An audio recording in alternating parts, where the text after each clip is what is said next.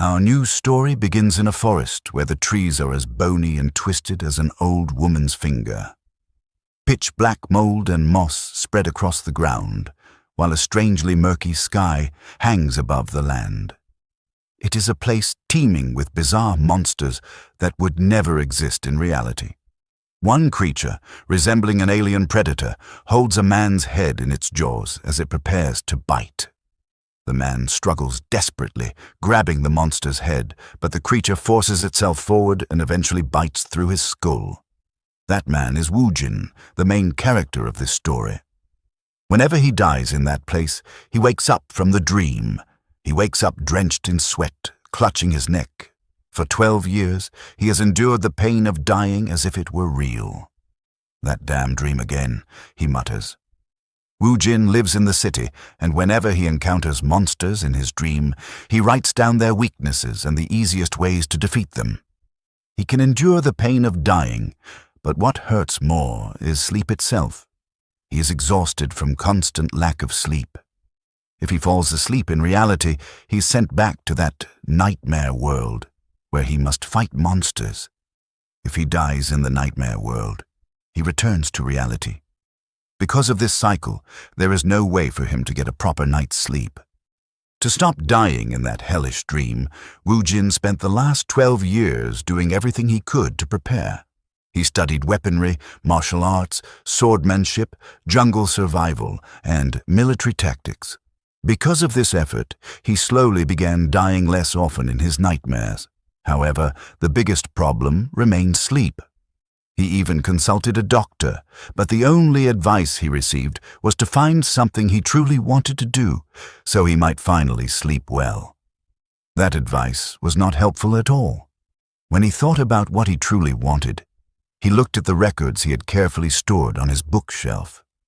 At that moment, he already knew that the only thing he truly wanted was simply to fall asleep. As he thought about wanting to sleep soundly, even just once, blood suddenly began dripping from his nose. An unimaginable dizziness overwhelmed him. His vision darkened, his consciousness faded, and he eventually collapsed on the floor after losing too much blood. That was how he died.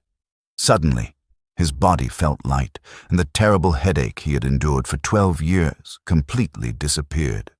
For the first time in years, it felt like fresh, clean air was filling his chest and head. He felt as if he had finally slept properly, something he had never experienced during those 12 long years. He wondered if he had truly died. When Woojin opened his eyes, he discovered that he was sitting under a large tree.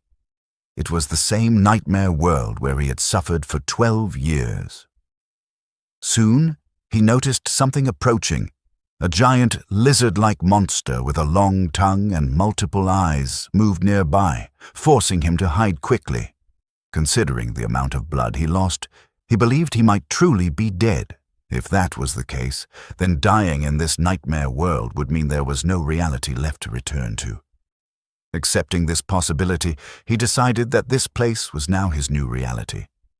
As the monster searched the area for prey, Woojin understood exactly what kind of world this was and what he needed to do to survive. In this situation, he should normally run toward a bright place that monsters hate. But for some reason, he unsheathed his sword and jumped forward to face the monster instead. He did not want to run away. Perhaps it was because he had finally slept deeply for the first time in years, or maybe because his new body felt younger than his real one. The monster rushed toward him, opening its mouth to devour him. Woojin's entire body screamed at him to fight and survive. In a single swift movement, he slashed his sword and cut the monster clean in half. The creature collapsed to the ground. He had successfully hunted it. Woojin then dismantled part of the monster and discovered a blue core inside. Without hesitation, he picked it up and began eating it. As he gazed into the dark sky with red eyes and monster blood still in his mouth, he made a promise to himself that he would survive in this dark fantasy world no matter what. His first step would be to travel toward a brighter place. Woojin slept on top of a huge tree where a ray of light reached the branches. When he woke up, he smiled, realizing he had another night of perfect sleep. He prepared to continue his journey once again. As he cut some vines nearby, he remembered that it had already been a month since he began crossing this world. He continued traveling from the pitch-black darkness toward the light. Even though he now felt the urge to fight, he never hunted recklessly because he knew that risking his life for fun was madness. Still, he could not completely suppress the desire to battle. The only times he hunted were when he needed food. Soon, he felt hungry. With a single strike, he slashed the head off a bat monster. After killing a monster, he always searched for its essence and ate it, hoping to gain a chance of acquiring the monster's power. As he rested on a tree, he realized that ever since he began consuming monster essence, adapting to this world had become easier. He also discovered another important fact. He found a tag and learned that the body he now possessed belonged to someone with the status of a third-class mercenary. For some reason, he could read the writing on it. The existence of such a token meant that people were living somewhere in this world. Not long after, he finally saw a light within the forest. As he followed it, he noticed traps placed on the ground. Traps clearly meant for monsters. That meant people must be nearby. Excited, Wu Jin ran toward the light. When he finally left the forest, he saw a small house. He froze for a moment before slowly approaching it. He knocked on the door, opened it, and called out to ask if anyone was inside, but there was no response. Inside, he noticed a book lying on the table. When he opened it, he discovered it was titled Demonic Realm Chronicles. The book contained the history of this world and was written very meticulously. Wu Jin immediately realized that if he wanted to survive here, the book was absolutely necessary. Just then, someone entered the house and pointed a crossbow at him, demanding to know who he was. The old man warned him to answer clearly, or he would put a hole in his head. Wu Jin thought to himself that although he was glad to finally see another person, he never expected to be mistaken for a robber. He calmly turned around and told the old man not to misunderstand. He explained that he had only entered out of curiosity after seeing a house in such a remote place. The old man told him to leave immediately, saying he had no business with him. Wu Jin agreed, but before leaving, he asked if he could borrow the book because he wanted to read it. He added that he was willing to pay a price if necessary. The old man asked what Wu Jin would do if he refused. Wu Jin thought for a moment. He knew that he absolutely needed the book to survive. Slowly, he grabbed the weapon at his waist and told the old man that he might have no choice but to become a robber. The two faced each other with fierce focus. Wu Jin carefully observed the old man. Even though he did not know how strong the man was, he strangely felt that he would not lose. The old man suddenly sighed, lowered his weapon, and admitted that a real robber would never talk about wanting to read a book. He then greeted Wu Jin and introduced himself as Hector. Wu Jin was surprised that Hector lowered his guard so quickly. He introduced himself as Kim Wu Jin, but Hector misheard the name as Gimuji and commented that it sounded quite peculiar. Wu Jin asked him to simply call him Jin, thinking that his real name must be difficult to pronounce in this new world. Hector then explained that the book was very precious to him and that he could not lend it out. However, if Wu Jin wanted to read it, he could stay in the house for a while. In return, he would help with simple chores. Wu Jin thanked him, and because of that encounter, he ended up staying in Hector's house. He noticed that Hector was rough, but he did not seem like a bad person. That night, they cooked a stew. Hector told him to eat. Wu Jin stared at the bowl for a moment. It had been a long time since he last had warm soup. As he began eating, tears slowly fell from his eyes. The soup was so delicious that he even wondered if Hector might actually be an angel. Every morning when the sun rose, Hector would go out hunting. One day, he told Wu Jin that his hunt might take longer than usual. He explained that he intended to take revenge on the monster that had killed his comrades. Wu Jin noticed that Hector seemed unusually nervous that day, even though he looked strong. From this, Wu Jin concluded that the monster must be extremely powerful. While Hector was away, Wu Jin spent his time reading the chronicles. According to the book, all the stories began with the Northern Empire. Its king, blinded by greed, laid his hands on the otherworldly gate said to contain the truth of all creation and immense power. However, the moment the king opened that gate, calamity began. Powerful monsters poured out from the otherworldly gate and transformed the North into a demonic realm in only 9 years.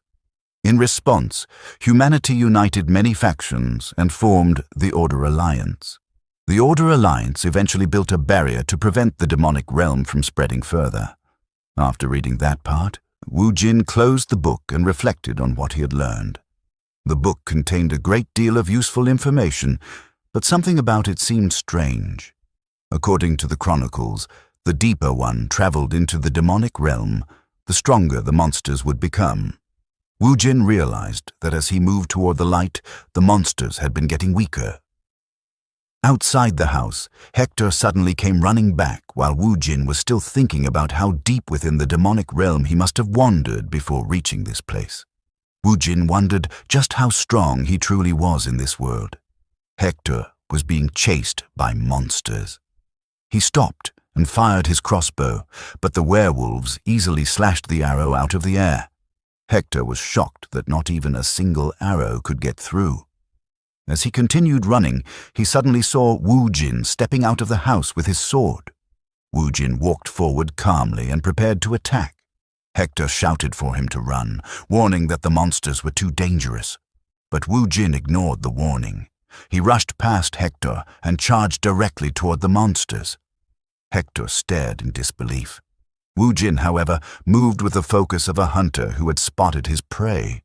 He leapt toward one of the werewolves.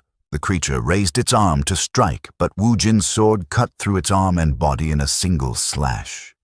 The other werewolf hesitated and did not dare to attack. Hector stood there in shock, unable to believe that Wu Jin had just killed a werewolf with one strike. Wu Jin then turned to Hector and calmly asked if the monster he had just slain was considered strong. Hector repeated his question to make sure he understood it correctly, then confirmed that the monster Wu Jin had slain was indeed considered incredibly strong. Wu Jin felt slightly confused by that answer. He turned toward the remaining wolf, thinking he would hear more after dealing with the rest of the monsters. The pack stood still, unmoving. As Wu Jin prepared to attack, he thought that the monsters did not look that strong. Even if there were 40 of them, it would only be dangerous if he became careless. Instead of fighting all of them, he decided to target the one that appeared to be second in command and break their morale. He identified the large-built wolf standing at the front as their leader. Wu Jin released a tremendous killing intent as he prepared to strike. But the moment he locked eyes with the new leader, the creature lowered its gaze, turned away, and slowly retreated. It ran as if it were crying, yapping loudly as if ordering the others to flee. One by one, the remaining wolves followed and escaped. Hector was puzzled, as wolves were known for their bravery. Wu Jin, however, was impressed. The second in command had assessed the situation correctly. Rather than letting all of them die with their leader, it chose survival, even if it meant abandoning their honor. Inside Hector's cabin, they placed the werewolf leader's hide on the table. Hector explained that it was worth at least 50 gold coins. Wu Jin asked if that was a large amount, and Hector confirmed that it was enough to live comfortably for 6 to 7 years. Wu Jin was amazed.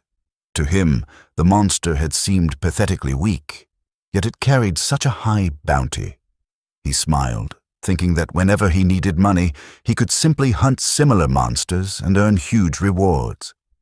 For the first time, he felt that his new life might be easier than the past 12 years.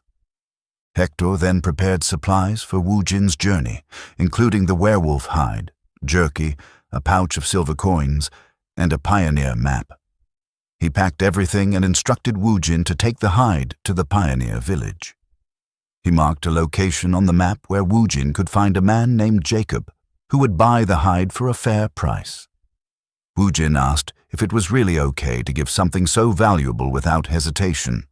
Hector firmly replied that it was simply payment for killing the werewolf, as he had carried a deep grudge against it. He then extended his hand, thanking Wu Jin for taking revenge on his behalf and expressing hope that they would meet again. Wu Jin shook his hand and thanked him in return. After preparing, Wu Jin left the cabin and began his journey through the forest. From a distance, the second-in-command wolf could be seen silently observing him. After some time, Wu Jin arrived at the pioneer village.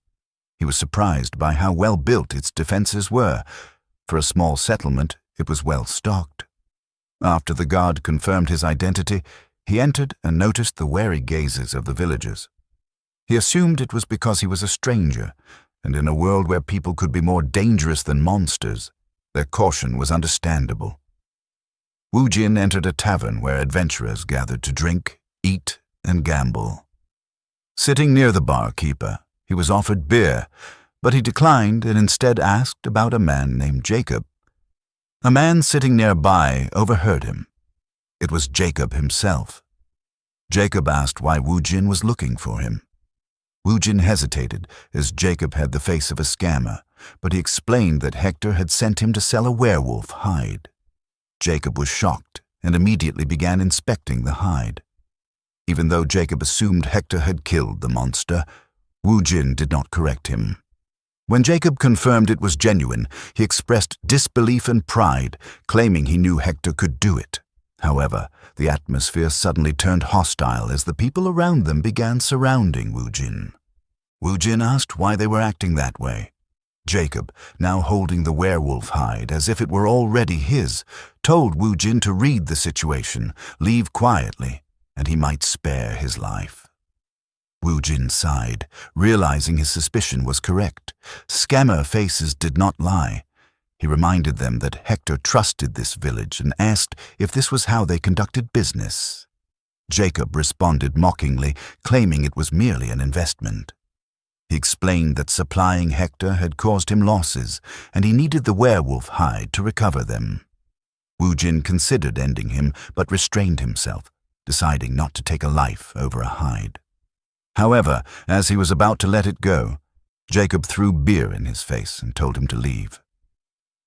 Wu Jin calmly stood and walked toward the door. Jacob smirked, thinking he had made the smart choice, but then Wu Jin suddenly lifted a cabinet and blocked the exit.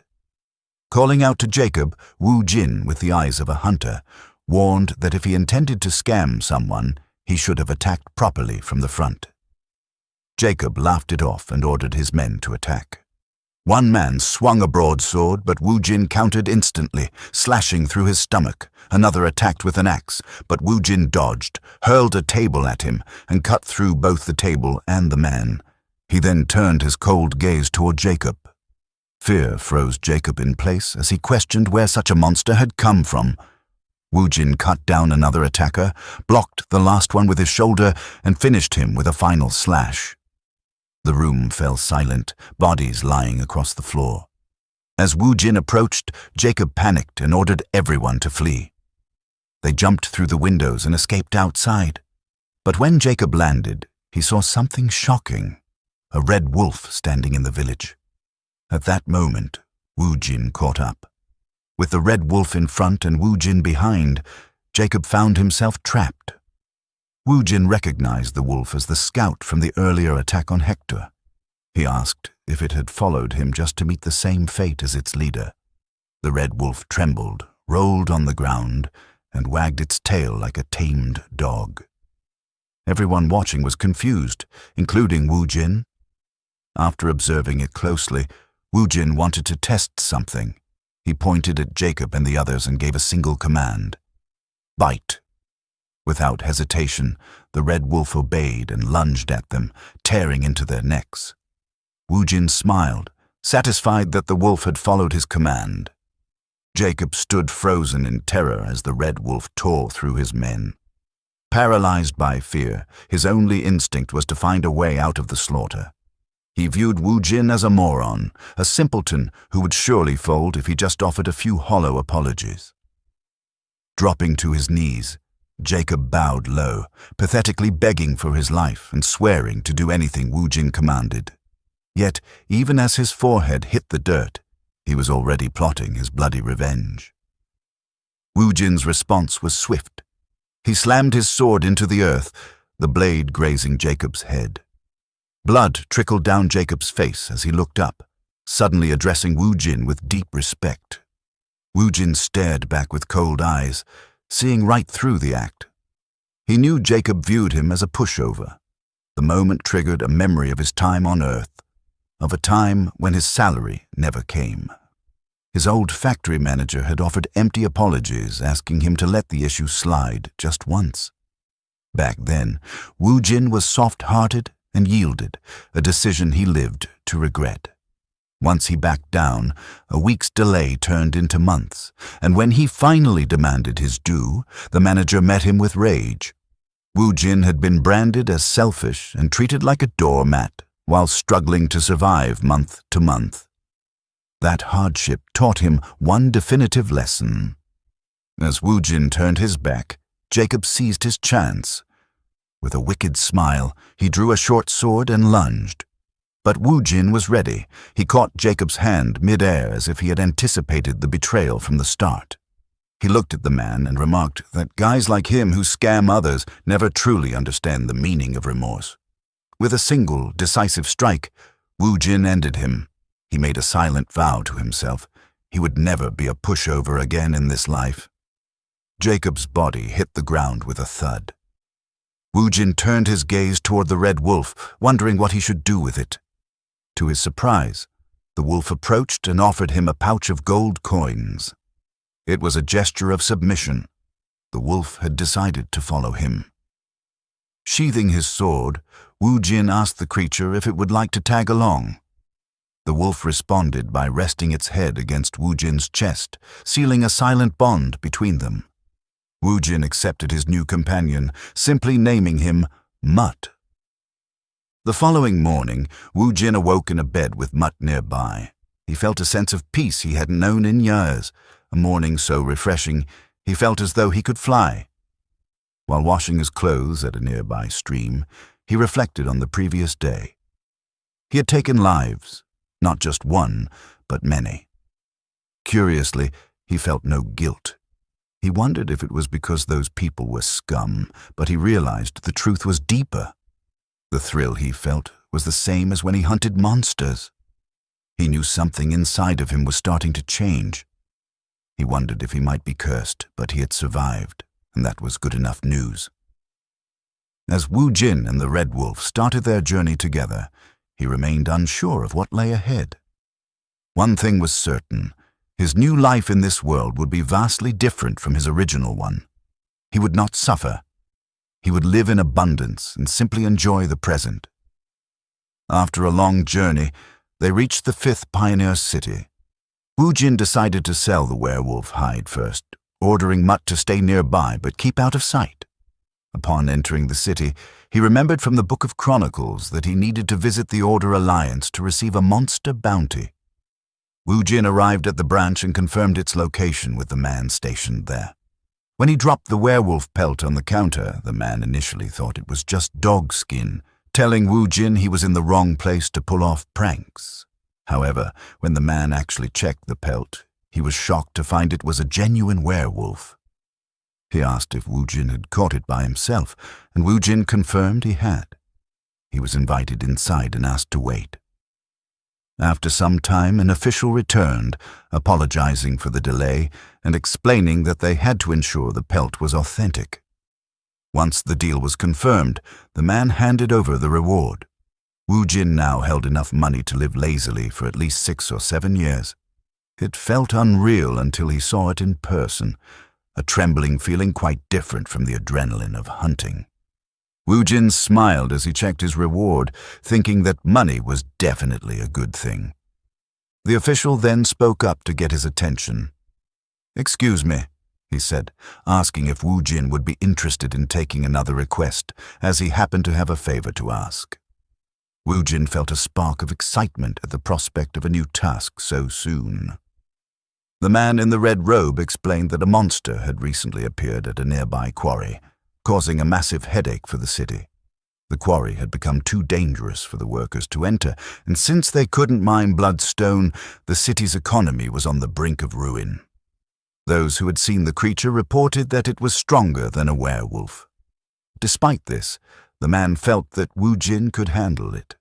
When Wu Jin asked what kind of monster it was, the man identified it as Mad Skull, a creature with a bounty of 70 gold coins. Wu Jin remembered reading about the Mad Skull in the Book of Chronicles. It was a monster he had already faced in the past, known for its iron-hard skull and insane aggression. Its strength was incomparable to a werewolf, which was why the city was struggling. In his past experience, it had taken Wu Jin a full month to hunt it successfully because he had died 28 times at its hands. The man asked if he could subdue the beast. With absolute confidence, Wu Jin confirmed that he could. His next prey had been decided. Wu Jin made his way to the quarry to hunt his next prey. Upon arrival, he found the site completely deserted, confirming the information provided by the Order Alliance. The mine had a gloomy, chilling atmosphere, the kind of place where no one would want to linger. Deciding to finish the job quickly, Wu Jin headed toward the entrance, but a voice suddenly called out to him. A man with a bandana and red hair approached, apologizing and asking Wu Jin to wait his turn. He explained that his team had arrived first and was currently preparing for battle. Wu Jin was baffled by the request. "Since when is there a queue for hunting monsters?" he asked bluntly. The red-haired man fell silent, unable to offer a good rebuttal. Instead, he suggested that Wu Jin join their team so they could hunt together. Wu Jin considered his options. If he waited for them to finish and the mercenaries succeeded, it would be a massive waste of his time. While he wasn't thrilled about sharing the loot, he figured working together might be more efficient than fighting over priority. However, after his recent experience with Jacob's group, he found it difficult to trust anyone. "Why recruit me when you already have such a large team?" Wu Jin asked. The red-haired man admitted, somewhat embarrassed, that he prioritized safety over performance. Having one more strong fighter like Wu Jin would be a major asset. Wu Jin noticed the man had switched to a very formal tone. It confirmed his suspicion. These mercenaries were naturally deferential to those they perceived as powerful. When Wu Jin asked why he was considered strong, the man pointed at the red wolf, noting that such a beast wouldn't follow someone who wasn't formidable. Wu Jin then saw Mutt being pampered by a blonde woman. She expressed her amazement, explaining that because wolf monsters are so fiercely independent, even the Order Alliance had failed to tame them. Wu Jin was confused, as he had specifically ordered Mutt to stay hidden. Then he saw why the wolf had appeared. Mutt was busy eating high-quality meat offered by the lady, a delicacy Wu Jin himself hadn't even tasted yet. Mutt seemed to feel Wu Jin's gaze. After one bite, he nervously dropped the meat and kicked it toward his master. Though Wu Jin felt a bit belittled by his pet's charity, his body moved on its own. He couldn't remember the last time he'd had a real meat dish. He struggled with his pride. The meat was on the ground and had been touched by a dog, but just as he reached for it, the blonde lady stopped him. She kindly offered him a fresh portion, asking if he was hungry. In that moment, Wu Jin looked at her as if she were a goddess he could truly trust. As they ventured into the quarry, lit by stone-carved lanterns, Wu Jin happily finished the meat. It was incredible. Savory, juicy, and with a spicy kick reminiscent of Sichuan cuisine. It was a world away from the monster flesh he'd forced down just to survive in the past. The blonde woman interrupted his thoughts to introduce the group. The red-haired captain was Jonathan, leader of the Black Marlin mercenary group, and she was Claire. Wu Jin introduced himself simply as Jin. Jonathan welcomed him warmly, telling him to ask any questions he might have. Eventually, they reached a wide, open area. "This is where we face the Mad Skull," Jonathan announced. He began barking orders, directing the trap team to set their nets and the spearmen to take their positions. Then, Wu Jin witnessed something he had only ever read about in books. Magic. Claire held a book, drew a magic circle, and began an incantation. I ask in the name of Claire, send blessings upon this land. She cast a spell called Feather Step on Jonathan. Feathers manifested in the air, and Jonathan looked pleased, noting that her buffs were as excellent as ever. She warned him he had 5 minutes at most.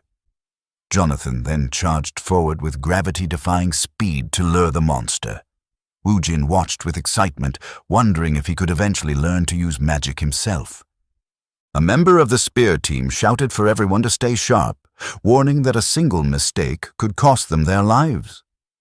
Woojin observed their strategy, luring the beast into a trap to overwhelm it with firepower. It wasn't a bad plan, but he wasn't sure it would be enough for a creature like this.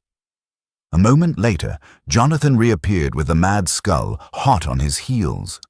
As they reached the kill zone, the trap team sprang into action, throwing a massive net over the beast. "Pull!" they screamed, straining to hold it down. On Jonathan's signal, the spearmen unleashed a volley of steel. The mad skull roared in agony and went into a total rampage. It began dragging the men holding the nets across the floor. From his vantage point, Woojin could see the mercenaries were being overpowered. Despite their numbers, they couldn't anchor the beast. With a final burst of strength, the mad skull tore through the netting and charged straight for Claire. Just as she began to cast a desperate spell, Woojin stepped in. He met the charging monster head-on, stopping the mad skull with his bare hands. He was pushed back by the sheer momentum, but he held his ground, halting the beast in its tracks. A worried Claire shouted out that it was too dangerous, but Woojin calmly told her, "Don't worry. I know exactly how to take down a mad skull." The mad skull's sheer momentum began to push Woojin back, but he expertly shifted his weight, shoving the beast to the side to redirect its charge. Drawing his broadsword, Woojin delivered a heavy swing, yet the blade failed to leave a mark. He thought he had gotten stronger, but the monster's raw power was still incredible. For a brief moment, Woojin let his guard down, and the beast seized the opening to charge. Just as the impact seemed inevitable, Woojin felt an unnatural lightness take hold of his body. He darted backward with ease, realizing that Claire had cast a supportive buff on him. The magical enhancement was transformative. It felt as though a heavy 30-kilogram rucksack had suddenly been lifted from his shoulders. With this newfound agility, Woojin was confident he could take the beast down using his own specialized tactics. Jonathan and his team rushed forward, offering to assist, but Woojin declined and ordered them to stay back. He explained that in his current state, it would actually be easier to hunt the creature alone. Leading the way, he lured the mad skull into a narrow passage within the quarry. Woojin knew the secret to defeating such a foe. Despite its terrifying name, the mad skull was essentially a giant pig. It could charge at high speeds in a straight line, but it struggled significantly with turning. As Woojin moved in a sharp zigzag pattern, the monster repeatedly slammed into the rocky walls of the passage. Finally, the beast lost its footing, crashing through a wall and sliding helplessly to the ground. Woojin marveled at the potency of Claire's magic as he prepared for the second step of his plan. The creature's tusks were as long as swords and acted like hands, but they were far too hard to be cut. Instead, Woojin aimed for its true weak point, the nose. He lashed out with his broadsword, drawing a scream of agony from the beast. As the mad skull began to rampage blindly from the pain, Woojin seized the moment. He rushed forward and delivered a final, decisive strike to ensure his prey wouldn't get another chance to attack. By the time Jonathan, Claire, and the rest of the mercenaries reached the scene, the area was a chaotic mess of debris and shattered stone. Jonathan was stunned by the destruction, but Claire's only priority was finding Woojin. As they moved to search for him, Mutt stepped forward with a low growl, causing them to freeze in their tracks. The wolf then let out a wide yawn, and Claire realized the creature was telling them not to interfere. Soon, Woojin emerged from the shadows. As he walked toward the group, he was consuming the monster's essence, a concentrated power he simply couldn't resist. When asked about the beast, Wu Jin calmly informed them that the mad skull was gone. All that remained was pork. Jonathan was speechless. He had never heard of a hunter taking down a mad skull entirely on their own. Suddenly, Mutt growled again, alerting the group to a second mad skull emerging from a passage. The mercenaries scrambled to prepare for another fight, but Claire stopped them. She pointed out that the creature was accompanied by piglets, and they all looked strangely mournful. Wu Jin and Mutt watched as the mother nudged her young, clearly preparing to lead them away from the quarry forever. Though Jonathan felt a small ounce of pity, he was relieved the encounter ended peacefully. Later that evening, the group gathered at a tavern in the 5th Pioneer City. Jonathan standing in front, congratulating everyone on a successful hunt with 0 serious injuries. He added that he can't express how happy he is that they finally caught a mad skull. Then came the moment everyone had been waiting for, the distribution of the reward. Claire was puzzled when she saw the overflowing pouches on the table. The bounty was supposed to be 70 gold coins, but there was clearly much more. Jonathan boasted that he had exaggerated the details to the Order Alliance. Since the mission had involved 2 mad skulls and their offspring, making it far more dangerous than advertised, he had demanded a higher payout. The Alliance had relented, awarding them a whopping 100 gold coins. The mercenaries roared with laughter as they toasted their leader. Wu Jin, however, remained skeptical. He leaned in and questioned Jonathan, pointing out the obvious. They hadn't actually fought the mother or the piglets, yet the Order Alliance had still handed over an increased reward. Jonathan met his gaze with a confident, mischievous grin. He admitted to Wu Jin that he had told a little white lie to the officials. The rest of the mercenary group erupted in laughter again, with one of them chiming in that as long as you aren't caught, a lie essentially becomes the truth. Wu Jin couldn't help but sigh and offer a small smile. These mercenaries were certainly an interesting bunch. Jonathan then turned to Wu Jin and made an announcement. He intended to give Wu Jin half of the total reward. Wu Jin was stunned, protesting that half was far too much. However, Jonathan insisted, stating that without Wu Jin's intervention, they all would have met a dog's death. The rest of the team loudly cheered in agreement. For Wu Jin, the experience changed his outlook. The effective trap and Claire's vital buff proved that he could rely on others. He realized that not everyone in this new world was untrustworthy. Raising his own mug, Wu Jin thanked the group and announced that the night's drinks were on him. The mercenaries cheered even louder, joking that they would make sure he spent every coin of his earnings before the sun came up. As the celebration grew rowdy, Wu Jin noticed Claire slipping out of the tavern. Wu Jin called out to ask where she was headed. Claire looked back and explained that she was going to practice her magic. Intrigued by the prospect of seeing how one actually trains magic, Wu Jin decided to follow her. Near a moonlit cliff, she sat in deep meditation, surrounded by a shimmering blue aura. Wu Jin watched from a distance, deeply impressed. Despite the exhaustion of the hunt, she was already back to her training. As he observed her, he began to wonder if he too should try to master the art of magic. The next day, while the mercenary group was arranging their supplies, Claire was surprised when Wu Jin said he wanted to learn magic. She gladly agreed to teach him. Wu Jin felt relieved that she accepted more easily than he expected. Claire explained that she had been wanting to give him something in return anyway, so this was a good opportunity. She recalled the moment when the mad skull charged at her, and Wu Jin stepped in to save her, unlike a certain someone. She made sure to say it loudly enough for their captain to hear. She added that teaching Wu Jin magic was the least she could do, and emphasized that she would have refused if someone from the group who couldn't even protect their mage had asked her. According to her, that was the most basic rule of combat, and Wu Jin was clearly different. Hearing this, Jonathan finally stepped in and pointed out that magic was not something that could be learned overnight, especially since they planned to leave the village in 2 days. Claire quickly responded that Wu Jin could simply travel with them. Jonathan laughed and said that someone as strong as Wu Jin, a magic beast hunter, would have no reason to follow a group of mercenaries. He placed a hand on Wu Jin's shoulder and added that a brave wolf is naturally more comfortable alone, and it would be insulting to invite him on such a small journey. Wu Jin saw through their act and realized that Jonathan was trying to make him refuse politely, but he also admitted to himself that he had no clear plans yet. So, he decided to go along with it and told a small lie. Wu Jin asked where they were heading next.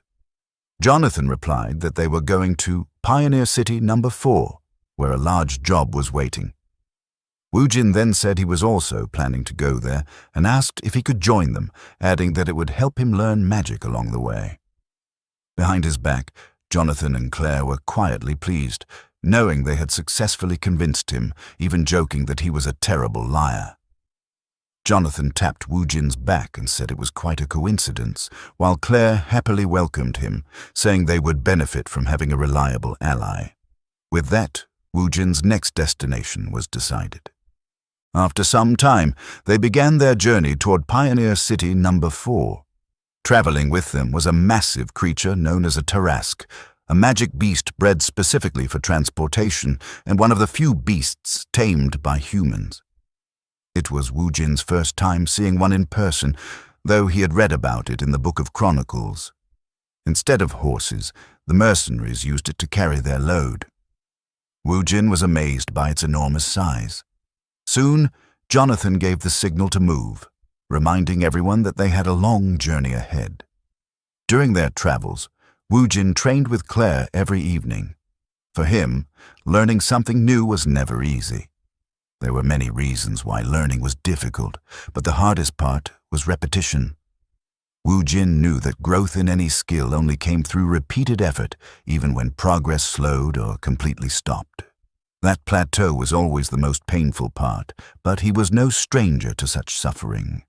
The 12 years he spent surviving in the demonic realm had already trained him to endure it. Day after day, he continued practicing magic. Then, one day, he finally saw a faint blue light near his face, which popped like a bubble. Claire, who had just arrived from the camp, began clapping and congratulated him for successfully sensing magic. So that was mana, Wu Jin said in realization. He admitted that it took him 10 days just to feel it, proving how difficult learning magic truly was. Claire encouraged him, saying that while he was a bit slow, he still did well. She added that some people with no talent spend their entire lives without ever sensing mana. She then took out a bottle filled with blue liquid and said it was time for the next step. Claire poured the liquid into a glass and told Wu Jin to remove his shirt, which left him confused. Still, he followed her instructions. Using the blue liquid, Claire began drawing runes on his back. Wu Jin asked what she was doing, and she explained that she was creating a pathway to inject mana into his body. Once she finished, she told him she would begin and instructed him to focus on feeling it.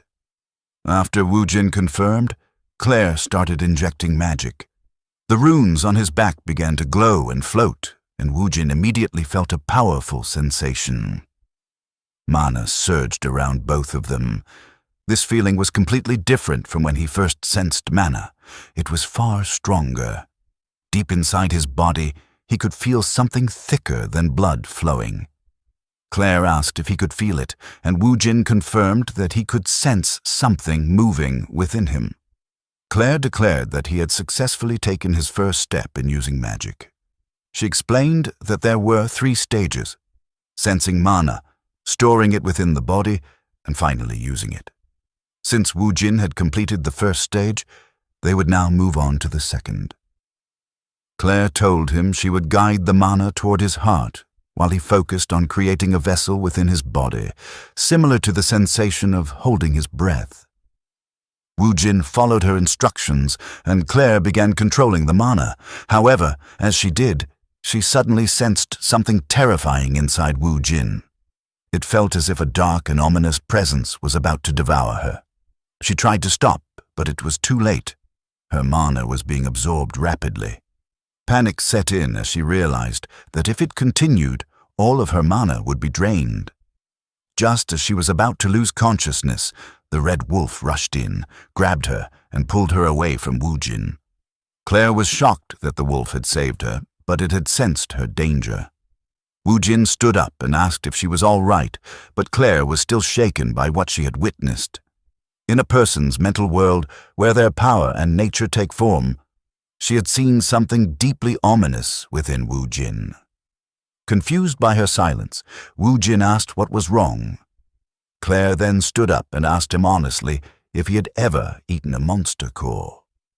Woojin, unfamiliar with the term, asked what it meant.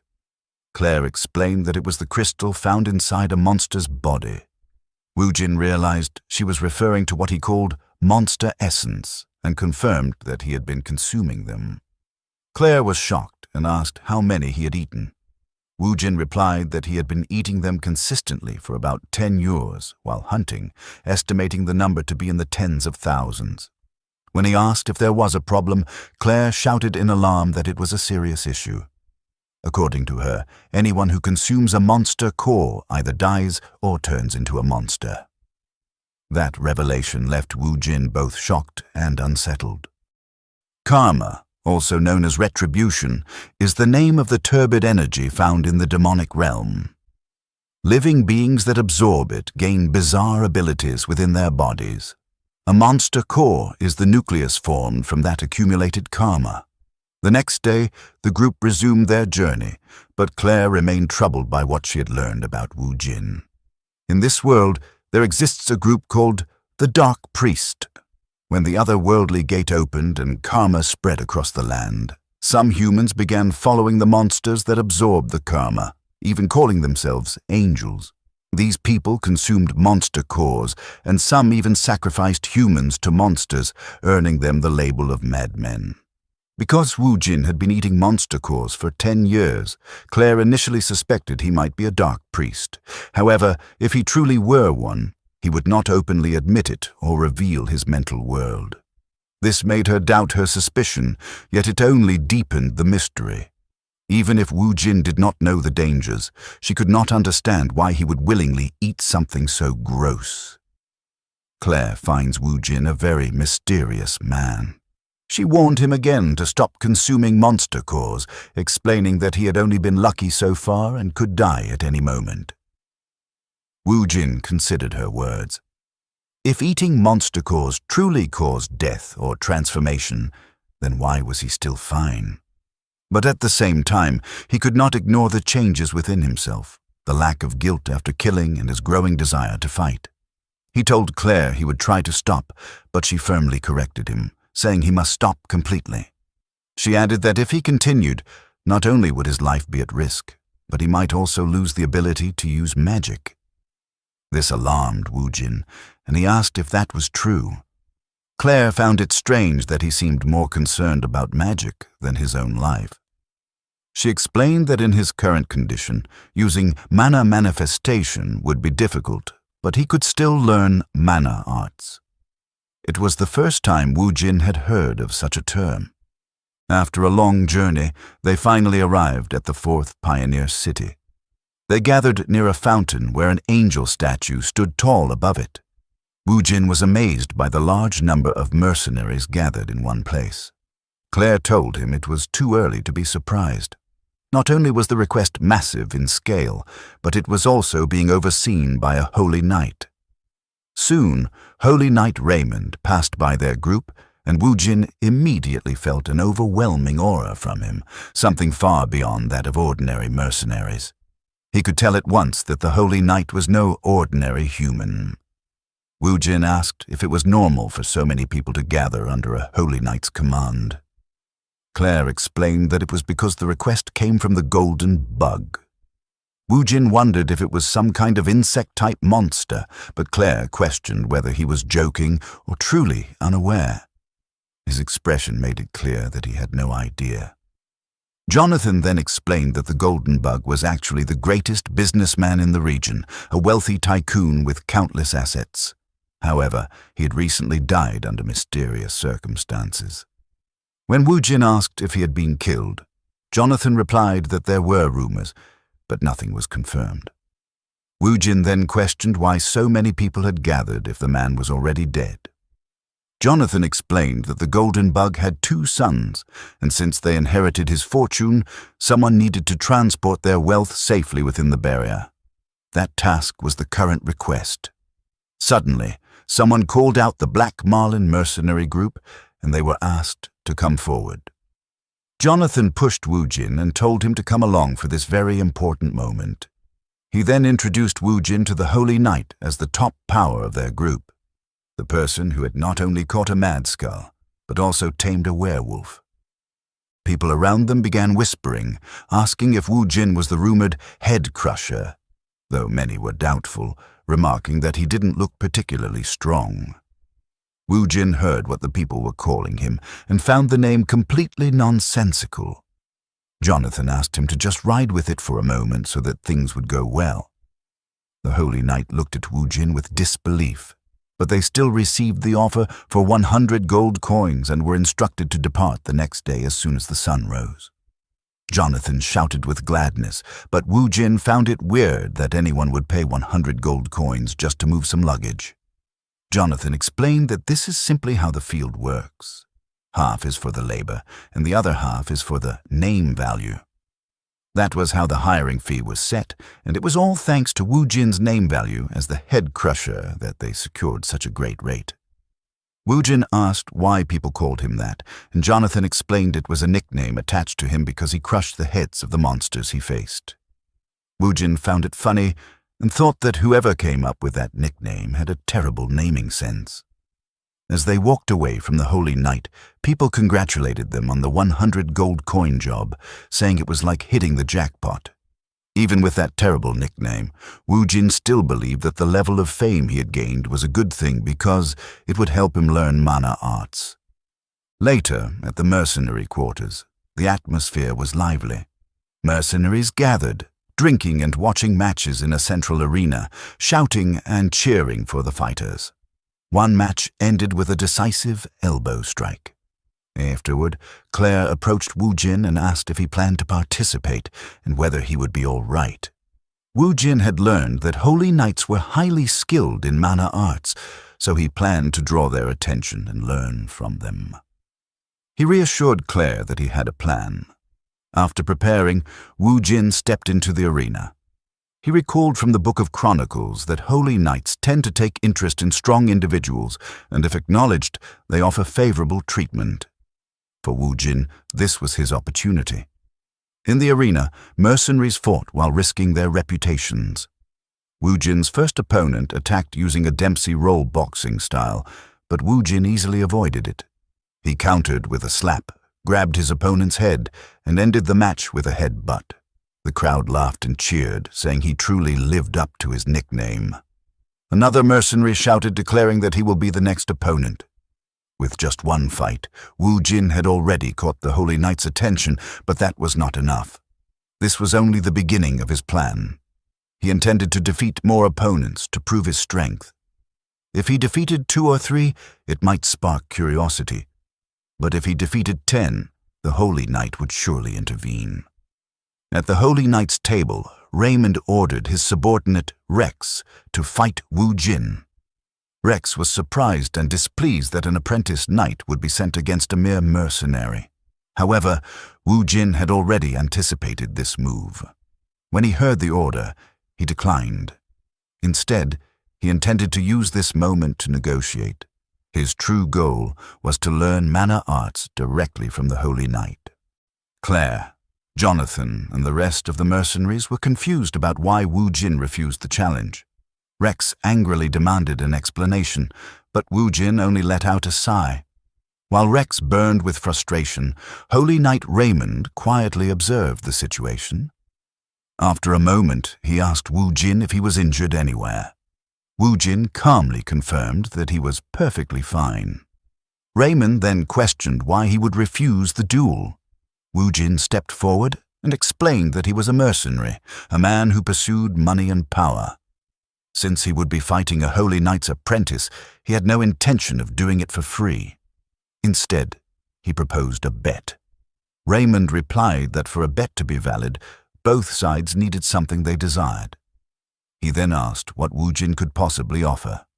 Without hesitation, Woojin pulled out a pouch filled with gold coins, confidently stating that while he might not have status, he certainly had an overwhelming amount of money. The mercenaries burst into laughter, calling him insane for trying to gamble with a holy knight who lived by honor. Some even questioned how lightly he viewed them. Rex grew furious, shouting that they had no need for his money. However, Raymond stopped him and suggested a different condition. Instead of gold, they would waive all liability for any injuries sustained during the fight. Woojin immediately agreed, relieved that he would not have to worry about compensation and could fight freely. With a thumbs up, he accepted the terms and added that he would state his true request after the duel. Woojin and Rex stepped into the arena as the crowd erupted in excitement. Both fighters stood ready, focused, and prepared. The mercenaries cheered loudly, shouting Woojin's nickname, Head Crusher, while one even admitted he had bet his life savings on Woojin's victory. Claire, however, warned Woojin to signal if things became dangerous, but Woojin assured her that he would win. Rex then asked Raymond how serious he should be, and Raymond told him to give it his all, as Woojin would not be an easy opponent. Rex acknowledged the order and released a yellow aura. The crowd reacted instantly, recognizing it as mana arts. Rex channeled the aura into his feet and dashed forward at incredible speed. Woojin remained calm and focused, noting that Rex's movements were far more refined than those of ordinary fighters. Rex launched a powerful punch infused with aura, but Woojin dodged it with ease. He knew that taking a direct hit could be fatal.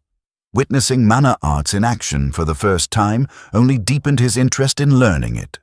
Rex attacked again, and although Woojin blocked, the sheer force pushed him back. Rex then mocked him, saying that while he might have a reputation in the demonic realm, he was still nothing more than a wild beast and would soon regret underestimating a holy knight. The spectators were shocked to see Woojin being pushed back, with some even losing confidence in their bets. Claire watched with concern, while Raymond silently analyzed the battle. Rex continued his relentless assault, while Woojin focused entirely on defense. Raymond found this strange. Woojin had ended previous fights instantly, yet now he was holding back. He began to suspect that Woojin had a hidden intention. Suddenly, Rex unleashed a powerful aura-infused strike, but Woojin deflected it with one hand, sending the force toward the spectators. Jonathan was stunned, unable to believe that someone could deflect mana arts with bare hands. However, what shocked him even more was what Woojin said next. Woojin calmly declared that he had finished measuring Rex's combat ability and would now test his durability. With that, he delivered a powerful body blow that nearly knocked Rex unconscious. Even Raymond was surprised to see Rex react so heavily to a single strike. As Rex struggled to breathe, Raymond realized that Woojin had not been waiting for an opening. He had been enjoying the fight. Woojin, on the other hand, looked satisfied that Rex had endured his attack, assuming it was due to mana arts. Curious, he wondered how many more hits Rex could withstand. But before he could continue, Raymond stepped in and ordered the fight to stop, declaring their defeat. He assured Woojin that they would honor their promise and asked to end the match. Woojin felt slightly disappointed as he was just getting started, but his plan had already succeeded. The crowd erupted in cheers, celebrating Woojin's victory.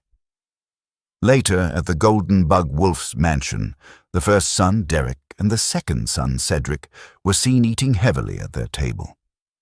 Cedric asked if it would really take 10 days to reach the safety of the wall. Derek angrily cursed the Order Alliance, complaining that even after spending so much money, they still had to wait 10 days for an escort. He mocked their inefficiency, calling them all talk and no substance. Cedric, still eating, asked if they would be safe until then. Derek replied that they had no choice but to endure and hope their bodies would last. Behind them, two blue monster cores could be seen, hinting at something far more dangerous lurking beneath the surface. The next day, Raymond prepared to demonstrate mana arts to Wu Jin. Mana arts are techniques that utilize mana as if it were part of the body, enhancing physical strength or weapons. Anyone with a bit of talent can use it, but depending on mastery, it can become a basic technique powerful enough to split mountains and seas. Raymond demonstrated one of his techniques, Sacred Fire Slash. With a single swing, he cleanly cut through several trees. The sound of them crashing to the ground echoed throughout the forest, and he then calmly sheathed his sword. Rex immediately applauded, praising Raymond as radiant and calling him the hope of all holy knights, even asking how he could be so perfect. Raymond cut him off and ordered him to step back, and Rex obeyed instantly like a loyal servant. Wu Jin quietly compared him to the Red Wolf, someone who followed orders without hesitation. After witnessing the demonstration, Wu Jin admitted that Raymond's mana arts were clearly stronger than what Rex had shown before, though he believed Raymond could likely achieve the same result even without a technique. Raymond then told Wu Jin to focus. Wu Jin gripped his sword and closed his eyes as Raymond explained that just like muscles contract and veins expand, mana could be held within the body in a similar way. Wu Jin recalled his training with Claire, realizing the concept was familiar. As he focused, he immediately sensed mana, and suddenly a tremendous amount surged from his body. Confused, Wu Jin wondered when he had gained such a vast reserve. The flow felt calm and light at first, reminding him of the mana he had absorbed from Claire. However, the blue mana surrounding him gradually shifted into a deep violet. While Raymond continued instructing him to control and consume the mana, he suddenly noticed something unusual. A violet aura had already formed around Wu Jin's sword. Raymond was stunned. Wu Jin had managed to use mana arts immediately after learning it. But what shocked him even more was the ominous nature of Wu Jin's mana. He knew that mana arts reflected a person's mental world, yet he had never seen such a dark and unsettling aura before. Meanwhile, Wu Jin smiled, delighted that he could now use mana arts. He tested it with a few sword movements, finding it somewhat inefficient for the effort required, likely due to his low proficiency. Even so, he found it exciting and looked forward to using it in real combat. After some time, they resumed their journey. Claire was amazed that Wu Jin had already grasped mana arts, knowing it was not something easily learned. She praised his talent and effort, but Wu Jin humbly said it was thanks to her. He then asked if she was all right, recalling how her mana had flowed into him during their training. Claire reassured him that she was fine and told him to consider it a gift in return for saving her life. Wu Jin felt that the amount of mana he received was too much to dismiss so casually, but he acknowledged that it helped him learn faster. At that moment, Rex, riding his horse nearby, interrupted them, mocking Wu Jin for celebrating such a basic achievement. He told him not to slack off and reminded him that he should be grateful to Raymond for taking the time to train him. Wu Jin found his words meaningless and assumed Rex was still bitter about losing their duel.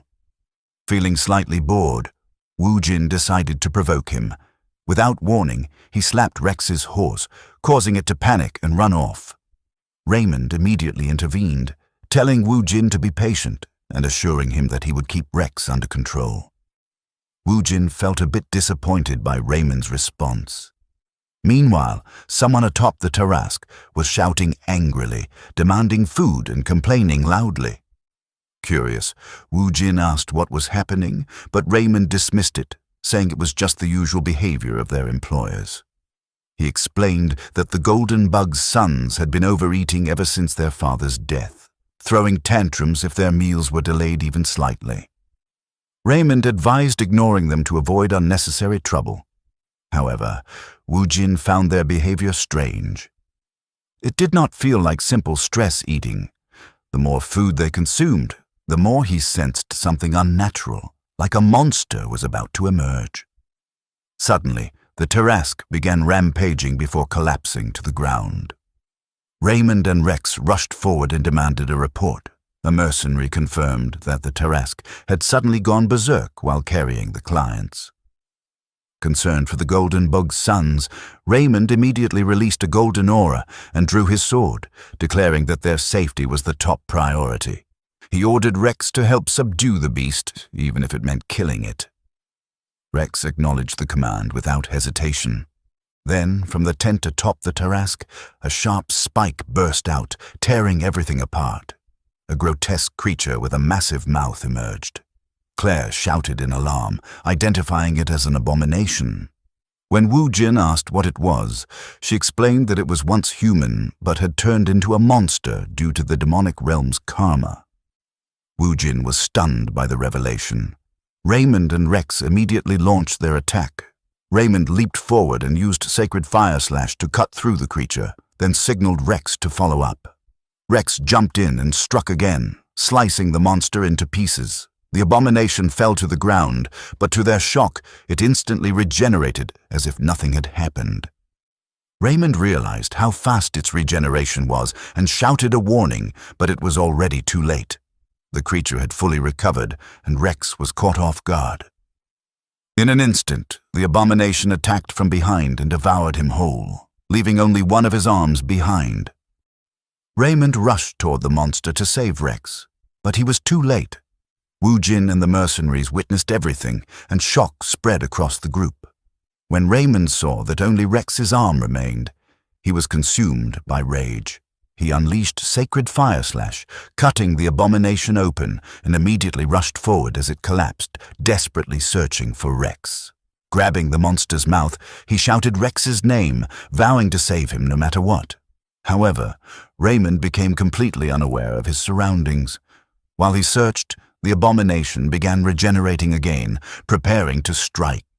Wu Jin clicked his tongue when he saw this. Without hesitation, he rushed forward, cut through the incoming tentacles, and pulled Raymond away just in time. He carried him back to the mercenaries and dropped him down. The group grew anxious. With the Holy Knight down, they feared they might all die. Meanwhile, the abomination fully regenerated once again. As Wu Jin faced the creature, he couldn't help but think about its origin. A human turned monster. It made him wonder if he would suffer the same fate if he continued eating monster cores. The thought lingered, but he pushed it aside, knowing that hesitation would only get him killed. He focused on the battle instead. From his experience, he knew the monster had incredible digestion and endless regeneration. If he kept attacking blindly, it would turn into a battle of attrition. He needed to find its weakness while conserving his strength. The abomination suddenly struck with a tentacle. Wu Jin blocked it with his broadsword and pushed back, but the impact still damaged his ribs. At that moment, Jonathan threw a spear and shouted that they would assist him. Claire cast a buff on the mercenaries, strengthening them. The group quickly adapted, pinning down the severed parts of the monster to prevent them from reattaching. One of them confirmed that the regeneration had slowed thanks to Claire's magic. Watching them, Wu Jin smiled, realizing they were far braver than he expected. However, the abomination sensed the danger and changed. Its aura shifted from violet to red, and the arm covering its shoulder moved aside, revealing faces embedded within its body. Someone shouted in horror. The faces belonged to the Golden Bug's sons. The monster raised its arm, and its tentacles shot out, reclaiming the severed pieces the mercenaries had pinned down. Wu Jin tried to stop it, but he was struck and pushed back. One of the faces lunged at him with its tongue, but Wu Jin managed to block it. Jonathan checked on him, and Wu Jin confirmed he was fine, though he warned that the abomination had grown stronger. Jonathan agreed, noting that the change happened when the sons' faces appeared. He asked Wu Jin what their next move should be. Wu Jin explained that they needed to keep attacking until only the internal core remained, but the main issue was its regeneration. Jonathan reassured him, saying they had already learned its attack patterns despite its increased strength. Hearing this, Wu Jin smiled. A violet aura formed around his sword as he activated mana arts. He declared that he could now cut the monster freely. Without hesitation, he charged forward, slicing through every tentacle in his path until he reached the abomination. He struck relentlessly, shouting for the others to stop its regeneration. Again and again, he cut through its body until its internal core was exposed. With confidence, Wu Jin declared it over and split the core in half.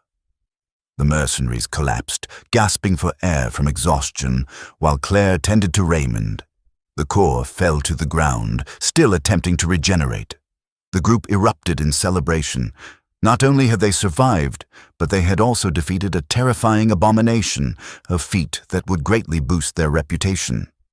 Wu Jin, however, remained silent, watching the core as it slowly regenerated. Hidden among the trees, a woman with red hair and a veil observed everything. She spoke softly, saddened that the Golden Bug's sons, Derek and Cedric, were no different from their father. Tears fell as she mocked them for their incompetence and uselessness. Her gaze then shifted to Wu Jin, recognizing him as the one who fought the abomination. As Wu Jin quietly kicked the regenerated core, picked it up and hid it, the woman became curious about him, both his identity and his reason for taking the core. That night, Wu Jin camped away from the mercenaries' tents and took out the monster core to eat it. After the first bite, he suddenly saw a man tied up and realized he was witnessing someone else's memory. A figure approached the bound man and coldly told him that the reason his father, Golden Bug Wolf, was no longer alive was simply because of his incompetence. It was the red-haired woman. She was speaking to one of the Golden Bug brothers and told him that if he wanted to live, he needed to show her results. She then took out a small bottle filled with blue liquid and added that he needed to prove that he was special and worth joining her. After that, she dropped the blue liquid into his eye. The moment it touched him, a small tentacle began swirling inside it, and his veins turned black, as if a monster was moving through his body. The man struggled to fight it, but it was already too late. Wu Jin suddenly returned to his body and was hit by a wave of nausea. He ran away from camp and threw up. This happens very rarely, but consuming an internal core can sometimes grant the power of that monster, and in some cases, it can also make the person absorb the monster's memories.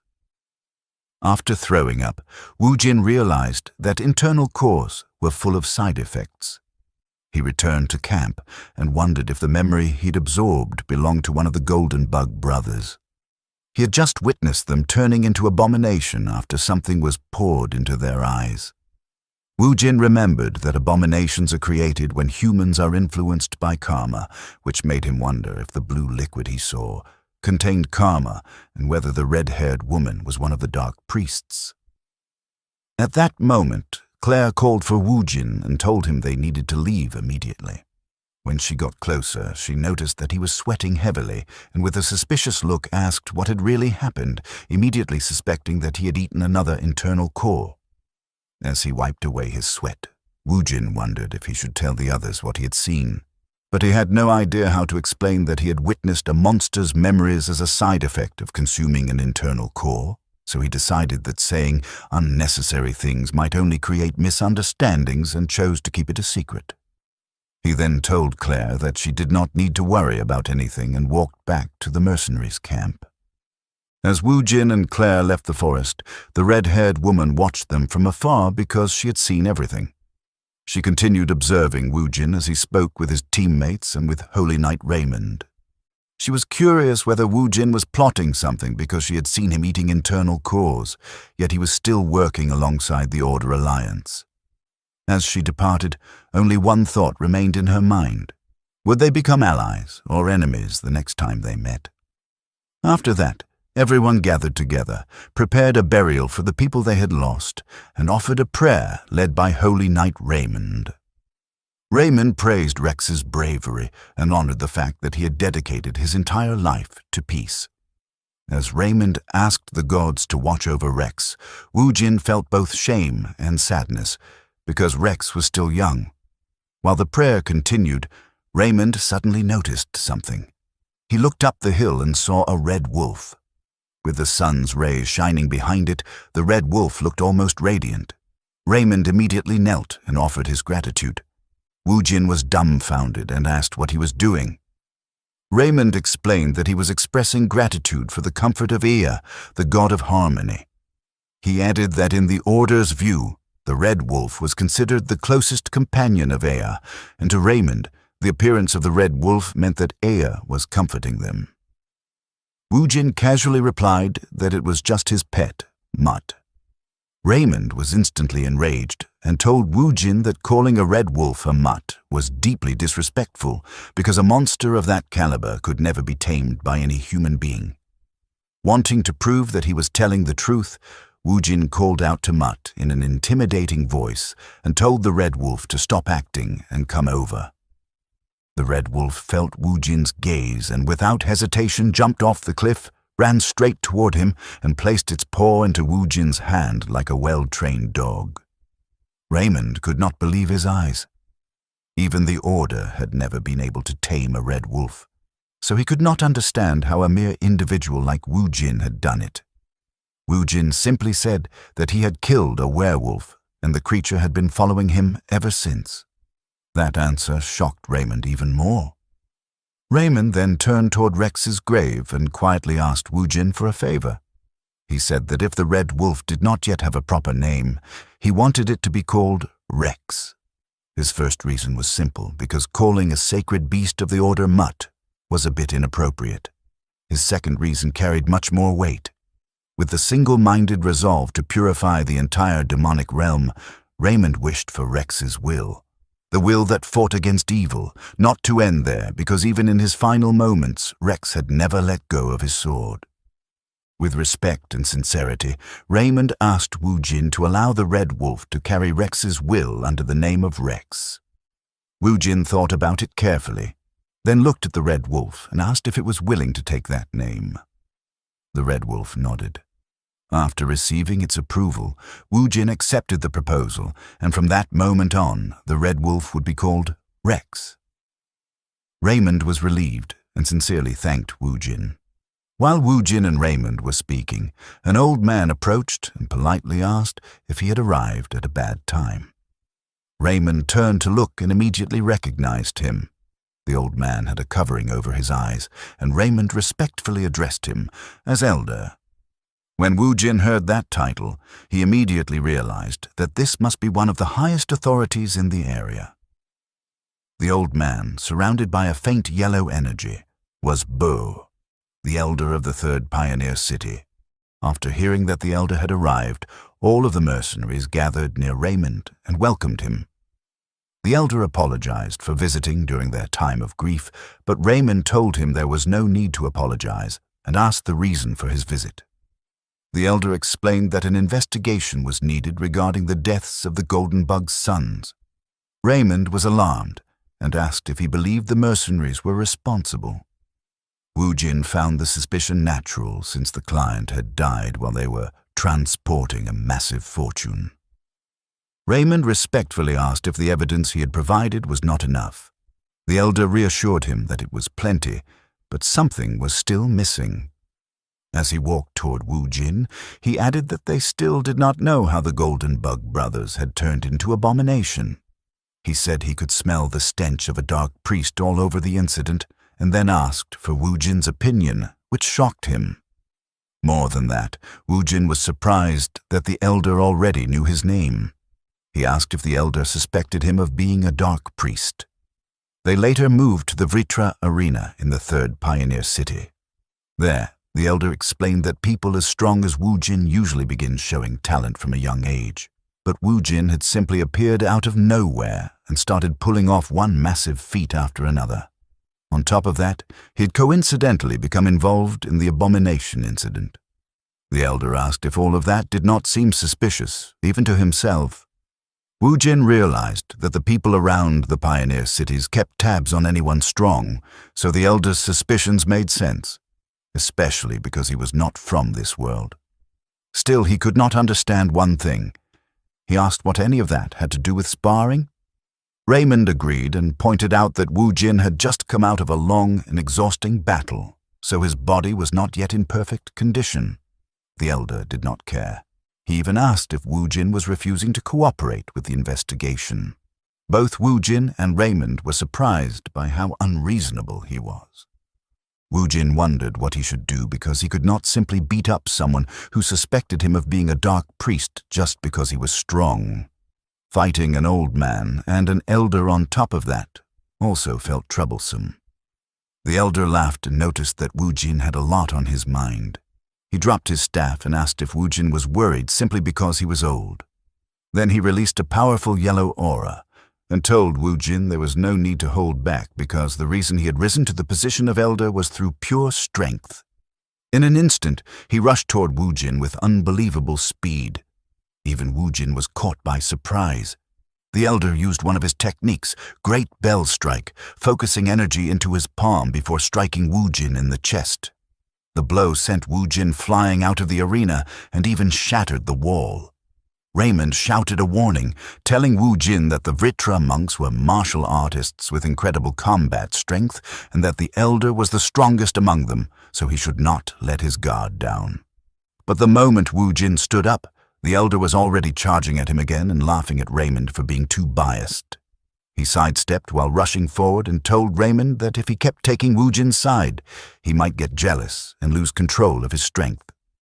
The elder had already reached Wu Jin and unleashed another powerful palm strike, but Wu Jin dodged and immediately countered with a sword slash.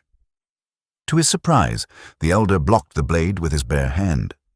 The elder was impressed by Wu Jin's counter, while Wu Jin was shocked that his sword had been stopped so easily. He could feel the intensity of the attack because the elder had struck the exact same spot where the abomination had wounded him. But then Wu Jin discovered something astonishing. His body had completely healed. The injuries from the abomination, which should have left him bedridden for 2 weeks, were gone. Even the damage from the elder's recent strike was already beginning to recover. He immediately suspected that eating the monster core had given him the abomination's regeneration ability. Wu Jin smiled because he realized he had hit a jackpot. With that realization, Wu Jin began exchanging blows with the elder.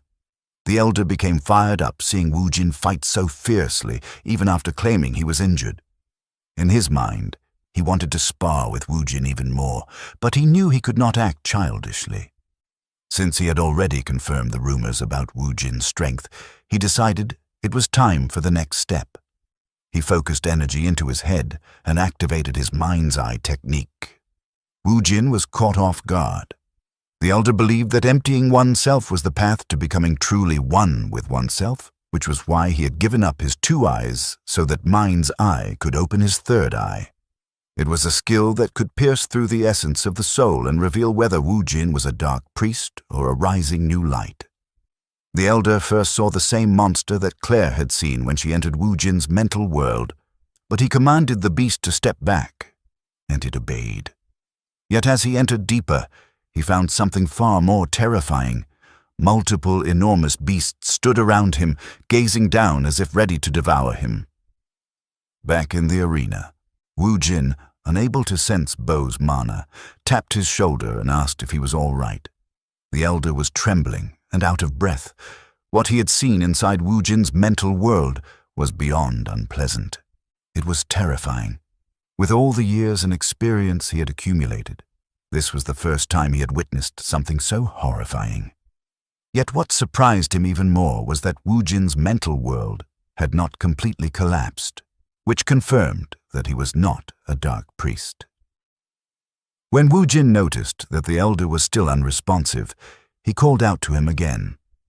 The elder immediately apologized and asked for forgiveness for being rude.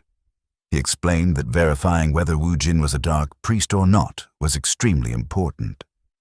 Since Wu Jin had not noticed the mana the elder had released, he was confused and asked for an explanation. At that moment, a woman entered the arena and interrupted them. She explained that it was because she wanted to entrust Wu Jin with a quest related to the dark priests. Wu Jin asked who she was.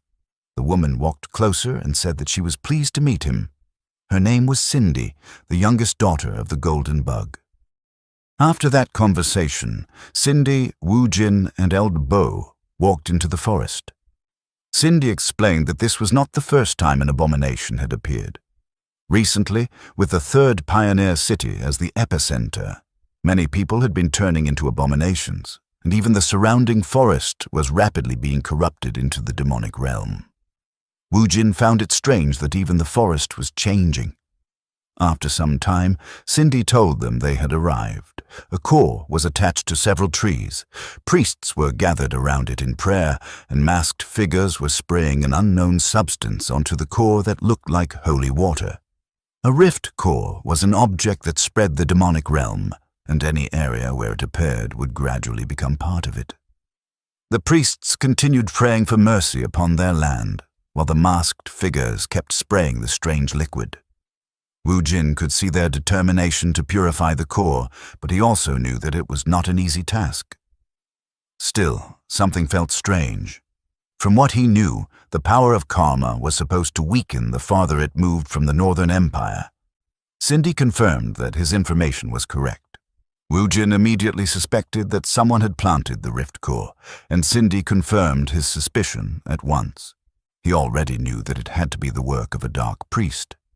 Cindy added that if the number of abominations and rift cores continued increasing at the current rate, the third city they had worked so hard to build would be in great danger. Elder Bo worried that in the worst-case scenario, they could lose the entire city. That was why they had been carefully searching for the dark priest's hideout, and they had finally found the suspected location of the base. With all of that explained, the elder asked Woojin if he would join the extermination operation that would take place in 2 weeks. Cindy assured him that he would receive the highest level of compensation. Woojin finally understood the quest he was being offered. It was a request from Bo, the elder of the third pioneer city, and Cindy, the only remaining descendant of the golden bug. A request from figures of that level made Woojin smile, and for a moment he wondered if he had finally been acknowledged. After that, the mercenaries continued their journey. Claire told Woojin that she had been genuinely worried because if he had been framed as a dark priest, death would have been the lightest punishment, and she had also heard that they would make him suffer before the end. Hearing that made Woojin imagine the Iron Maiden. Not long after, Claire announced that they had finally arrived. Woojin was stunned when he saw the new city. It was the city behind the walls, Wall City Jurgis. On a scale incomparable to the pioneer cities, it was the safest place in this world. For a moment, Woojin wondered if he would be able to live there someday, but he knew it was not the right time yet. He then called out to Raymond, and Raymond told the other mercenaries to take a short break before moving on. While the Tarasques were taking a nap, Jonathan was surprised to hear that Woojin would be leaving for the third pioneer city. Woojin explained that he had received a new request there. Jonathan knew that going separate ways after a job was normal in their line of work, but he still felt a little sad because Woojin's decision had come so suddenly. Woojin agreed and asked about their next plan. Jonathan and another mercenary proudly told him that they would have some drinks and then drink even more afterward. Woojin found them amusing and then asked Claire about her plan. Claire said that she would have to look for another job. Woojin was confused because she should have earned enough money from the transport mission. Claire explained that although the payout had been decent, she was still far from having enough to go to the magic tower. Woojin asked what the magic tower was. Claire told him that even though she called herself a mage, she had only gathered common knowledge, so her abilities were still barely beyond the beginner level. It was not that she had trouble making a living with her current skills, but she had become a little greedy and wanted to learn higher-class magic. That was why she had been saving money so she could attend the magic tower, where she could study more advanced magic. Woojin compared it to a university and found it admirable that she was working so hard just to keep learning. After thinking for a moment, he searched through his bag and pulled out a pouch filled with gold coins. He asked Claire if that would be enough. Claire was stunned and asked what he was thinking. Woojin simply told her that it was to help her get to the magic tower. Claire humbly refused, saying that she could not possibly be shameless enough to accept it, but Woojin told her that he was not giving it away for free. It was a gift because he was indebted to her. Jonathan and the other mercenaries were amazed by the amount he offered.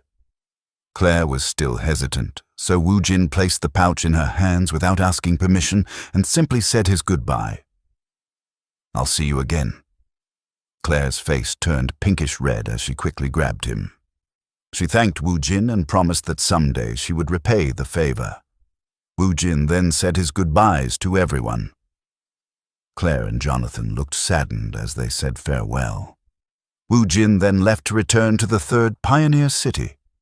The Red Wolf, Rex, who had been resting, stood up and gave Holy Knight Raymond a small nod as if saying something. That gesture made Raymond smile, and he quietly said, "Take care too, Rex." Everyone watched in silence as Wu Jin and Rex walked away from the group. Not long after, it was time for Wu Jin and the rest of the extermination team to depart. As they prepared to leave, Wu Jin turned his head and nodded. Seeing this, Elder Bo raised his hand and waved goodbye to Wu Jin. Cindy teased the elder, saying that he claimed nothing would happen, yet he still came out because he was worried. The elder looked confused by her words, and Cindy pointed out that he had personally said Wu Jin seemed to have eaten a monster core. Elder Bo defended Wu Jin, saying that simply because he had eaten a monster core, it did not mean he should be considered a dark priest. Cindy replied that what he was saying was incredibly dangerous. It was common sense that once someone consumed a monster core, they would become intoxicated by power and lose their sense of self. She then asked, Master, please tell me honestly. Do you still hope that that guy still has his humanity left?" She suggested that this was why he was protecting Wu Jin. At that moment, the image of a mysterious, masked figure appeared in the elder's mind. The question left him speechless, and he brushed it aside, saying that he did not want to have that conversation. Cindy clicked her tongue, apologized for being disrespectful, and told him that she would keep it a secret for now. But if Wu Jin ever did anything wrong, she would not hesitate to frame him as a dark priest, and if that happened, even the elder who had recommended him would not be safe.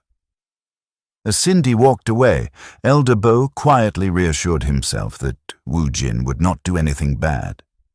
Wu Jin had already consumed numerous monster cores and had become unimaginably strong, yet his mental world had not collapsed. To the elder, that was proof that a person could preserve their humanity even after eating monster cores. The world simply was not ready to accept Wu Jin yet, so for now, he chose to keep that truth hidden.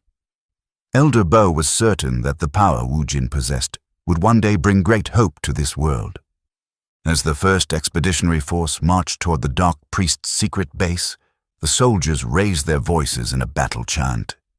In the middle of that chanting, Wu Jin suddenly picked up a rock and smashed it against his own head, shocking the soldier beside him. Several soldiers stared in confusion while Wu Jin quietly counted under his breath. After some time, the wound he had made began to heal.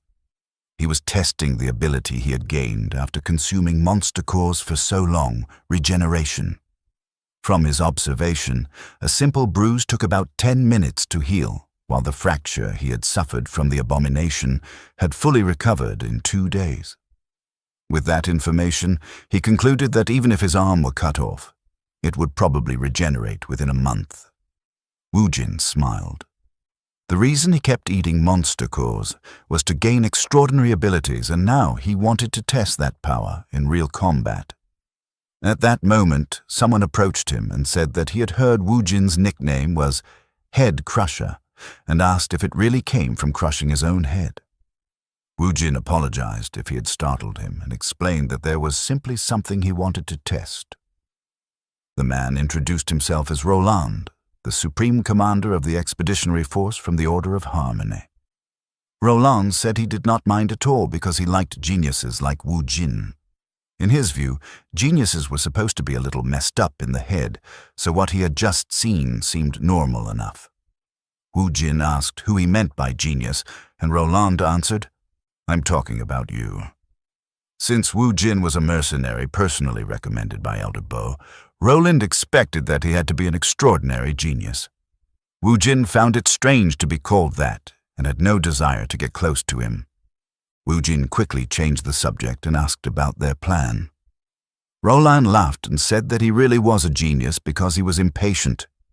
He explained that they were heading toward the forest north of the pioneer city. Their first objective was to clear the rift cores in front of them and push their way into the center of enemy territory. Since they could not predict how long the battle would last before reaching the target, their goal for now was to finish everything within 10 days. Wu Jin looked toward the forest and remarked that it did not seem that large, so 10 days felt a little too long. Roland once again called him a genius and said that under normal circumstances it would indeed be a long time. But because of the rift cores, the monster's territory had expanded. Right as he was explaining, a monster suddenly burst out of the ground and lunged toward him. One of the soldiers shouted a warning. Roland instantly drew his sword and split the creature in half. He told Wu Jin that monsters that normally lived deep within the demonic realm were now crawling out into the sunlight, just like that one, so 10 days was actually a short time. Then even more monsters began crawling out from beneath the forest floor and charged toward the soldiers. One of the men shouted, "Ambush! Everyone, prepare for battle!" Multiple monsters burst from the ground and attacked. Wu Jin recognized them as leech rats, but he had not known that they could dig underground. Roland warned everyone to guard their backs, because the moment they left themselves exposed, they would lose their lives. Then Wu Jin suddenly rushed forward. The moment Roland saw him move, he shouted a warning, but he was already too late. With his own eyes, he watched multiple leech rats leap onto Wu Jin and try to bite him. More and more monsters swarmed in until Wu Jin was completely surrounded. Roland shouted again, calling him crazy. But Wu Jin had done it on purpose. His plan was to kill the monsters and secretly eat their cores without the other soldiers noticing. He was thinking that if he consumed all of their monster cores, there was a chance he could inherit the leech rat's ability. He did not really need the power to dig underground, but right now the creatures in front of him no longer looked like monsters. To Wu Jin, they only looked like monster cores, ready to be eaten. He continued eating monster cores even as the monsters gathered around him and prepared to attack. Inheritance occurs when consuming a monster core, and there is only a very low chance of gaining that monster's skill. That was Wu Jin's true secret, the reason he had managed to survive in the demonic realm for 12 years. After some time, he started feeling full after stuffing himself with around 40 monster cores, which should have been more than enough to gain the digging ability. Then suddenly, a hand reached out and grabbed him. One of the soldiers shouted and asked if he was all right. Wu Jin quickly told him that it was dangerous, reassured him that he was fine, and told everyone to maintain their formation. He said it not out of concern, but because he could not secretly eat monster cores anymore. The soldier ignored him, pulled him out, and assured him that they were safe now because the holy choir had begun their performance. Roland and the other holy knights started playing musical instruments, and their music immediately empowered the soldiers. One of the soldiers shouted that he was overflowing with power, and soon the others were slaughtering the monsters with ease. Wu Jin was stunned by what he was witnessing. The soldiers' stamina and defense had increased significantly, and he realized they were all receiving buffs from the Holy Knight's songs. But what surprised him even more was that he had never expected Roland to be a support. He had thought he was a swordsman. After that, the soldiers defeated every monster in sight. When night fell, one of the soldiers announced that they would be recording everyone's performance and asked anyone who had taken part in the battle to gather around. He added that the recorded results would directly affect their rewards. Afterward, one of the soldiers muttered that he still could not understand Wu Jin's actions, from smashing his own head with a rock to charging straight into a horde of monsters and now digging through the dirt. Inside his tent, Wu Jin could be seen digging into the ground.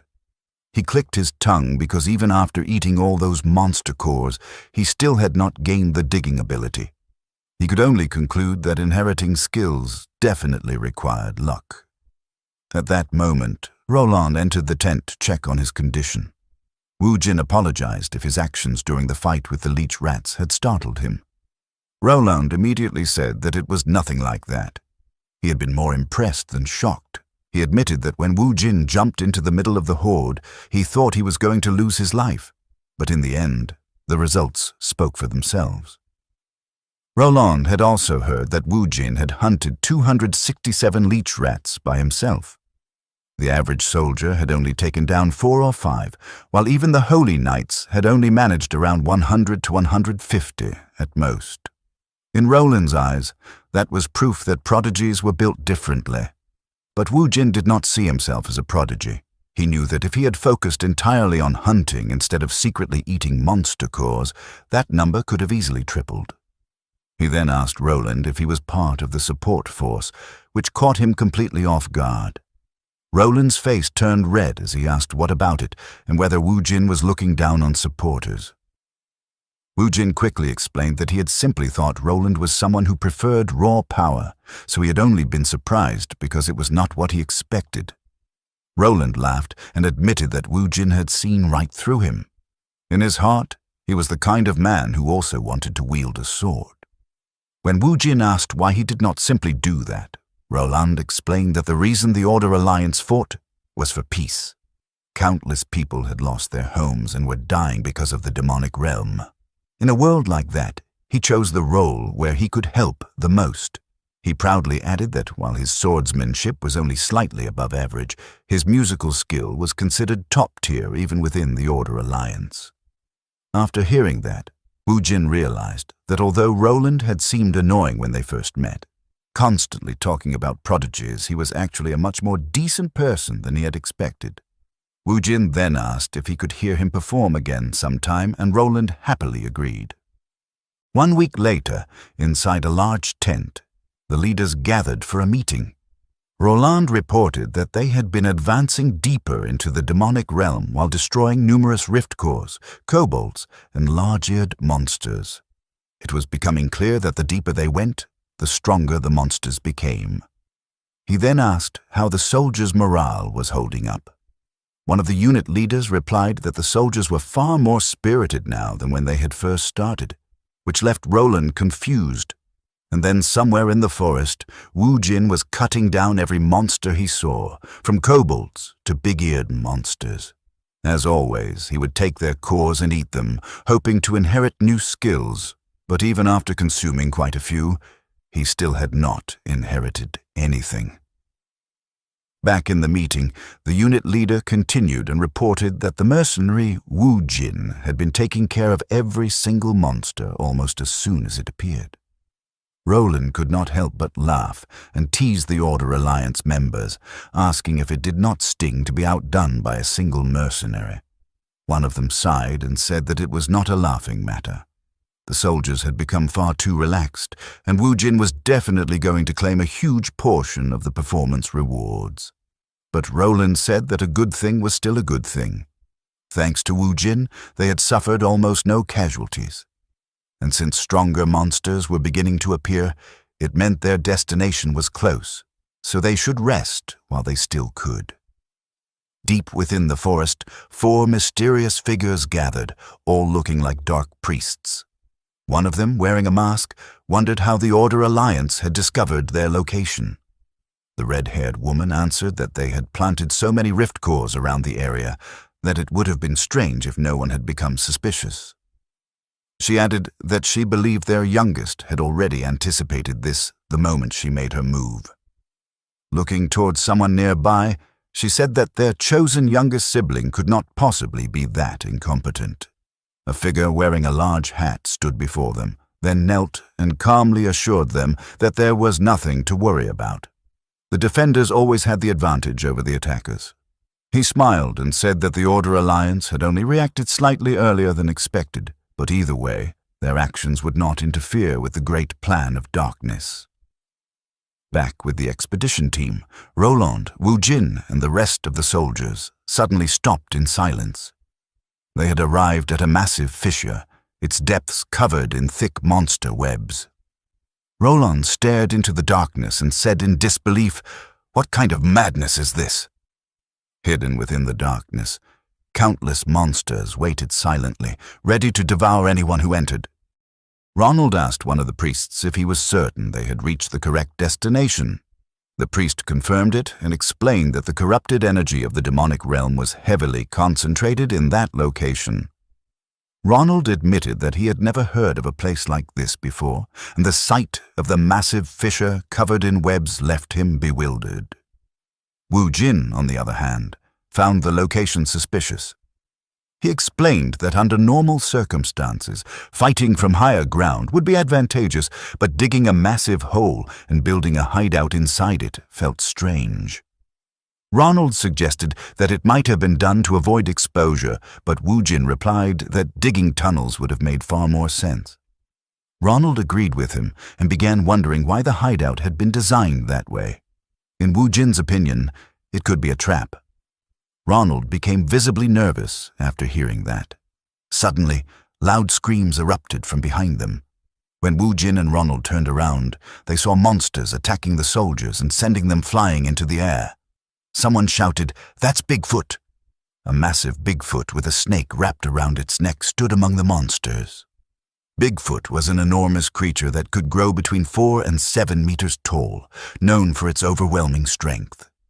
The snake around its neck was called Salmosa, a monster with durable scales and deadly venom. The Bigfoot immediately launched its attack. It slammed its fist into the ground, sending nearby soldiers airborne, then scooped up chunks of earth and hurled them together with the soldiers. Some of the men were thrown directly into the fissure and became trapped in the giant spider webs below. The moment they landed, spiders rushed toward them while the soldiers screamed helplessly. Seeing this, Ronald quickly ordered the troops to focus on the Bigfoot first. Because of its enormous size, he also commanded the choir to hurry and cast their buffs. While everyone else panicked, Wu Jin smiled in excitement at the sight of a new prey and boldly challenged the monster. Almost as if it understood him, the Bigfoot immediately charged toward Wu Jin and launched a powerful punch that sent him flying into the air. Ronald and the soldiers panicked at the sight. Both Wu Jin and the Bigfoot, with the snake hanging around its neck, instantly recognized each other as worthy opponents.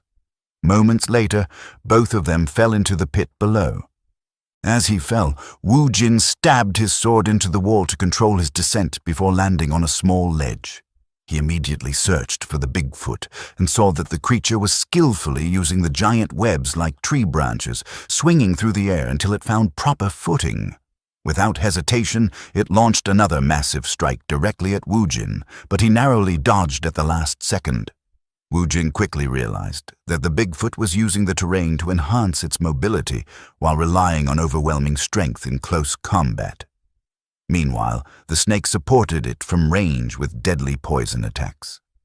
Instead of fear, Wu Jin only felt excitement. Every skill these monsters possessed looked incredibly valuable to him.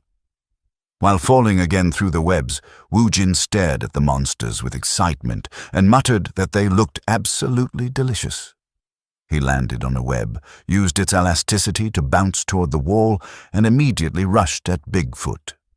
Normally, when two monsters fought together, their strength did not simply add together. It multiplied. But as Bigfoot fell, Wu Jin realized that monsters who fought in pairs shared a common weakness. Just as fighting two enemies at once was difficult for him, it was equally difficult for the monsters to perfectly coordinate two separate bodies as one. The moment Bigfoot landed, Wu Jin released his violent aura and attacked. He knew that no matter how good their teamwork was, the instant they faced danger, instinct would eventually take over. Exactly as he predicted, Bigfoot lashed out blindly toward Wu Jin's position. Wu Jin dodged, and instead of hitting him, Bigfoot accidentally smashed the snake's head. The snake coughed blood from the damage, while Bigfoot panicked over its mistake. Wu Jin immediately seized the opportunity and slashed both monsters at once. That was how Wu Jin hunted two monsters simultaneously. The creatures collapsed onto the ground, and Wu Jin smiled while saying that they were still pretty decent for gatekeepers. Then Wu Jin suddenly sensed something strange. A violet aura lingered around him, and when he traced its source, he discovered it was coming from the snake's monster core. As he stared at it, he could not explain why it gave him such a strange feeling. In the end, he ignored it and immediately consumed the core. The moment he finished eating it, violet energy surged through his body. Wu Jin was shocked because he instantly realized that he had inherited the monster's ability. Based on the strange sensation he had felt earlier, he believed he could now distinguish which monster cores carried inheritance abilities. He had already devoured countless monster cores and gained all kinds of insane powers, but being able to identify inheritance cores was an incredible reward for him. Before he could even check what ability he had gained from the snake, a massive fireball suddenly shot toward him. By the time he noticed it, it was already too late. The fireball slammed directly into him and exploded. The dark priest wearing the massive hat burst into laughter, mocking Wu Jin for acting so relaxed despite standing in enemy territory and calling him a pathetic human. But his laughter suddenly stopped when he heard a voice. Out of the flames, Wu Jin slowly walked forward while muttering that it was a complete failure. As the fire faded, his body became visible, covered in hardened reptilian skin. Wu Jin looked down at his transformed hand with disappointment because he had been hoping to inherit the snake's poison ability instead. As Wu Jin emerged from the flames, he immediately spotted the man wearing the large hat. Examining his body, he admitted that, although it was not the skill he had hoped for, it was still extremely useful since his newly acquired ability had allowed him to block the fire attack. He wanted to test the skill further, but the battle was far from over. Another fireball shot toward him, and this time he reacted instantly, slicing it apart before charging directly at the man. The man in the hat was stunned after seeing Wu Jin block his attacks twice. He had already heard stories about Wu Jin, describing him as a madman who wandered among humans while consuming monster cores. Knowing how dangerous Wu Jin was, he decided to fight seriously. Multiple spider legs suddenly burst from his back and intercepted Wu Jin's sword strike. Seeing this, Wu Jin quickly retreated. He was surprised by the sight and became curious whether the man had gained such an ability by consuming the core of a spider monster. The man in the red hat grinned and told Wu Jin that he had always wanted to face him and was glad he had finally appeared, even adding, "I'm so thankful that I could cry." Raising both hands, he summoned several spiders behind him, leaving Wu Jin momentarily shocked. The spiders immediately launched their attacks, casting a fireball and poison gas. Wu Jin slashed through the attacks, but he was still amazed by the spiders' overwhelming power. The fire and poison projectiles collided and created a massive explosion, powerful enough to reach the top of the pit where Ronald and the others were waiting. The violent blast immediately made Ronald worry about Wu Jin's safety. When the smoke cleared, Wu Jin was once again covered in flames, while the man in the hat stared at him in amazement, unable to believe that someone could survive a direct hit from his spiders. At that point, he was no longer sure whether Wu Jin could even be called human. Wu Jin, however, had suffered considerable damage as small cracks began appearing across his stone skin. He had never expected that combining poison gas with fireball would create such a devastating explosion, and he finally realized the limitations of his newly gained ability.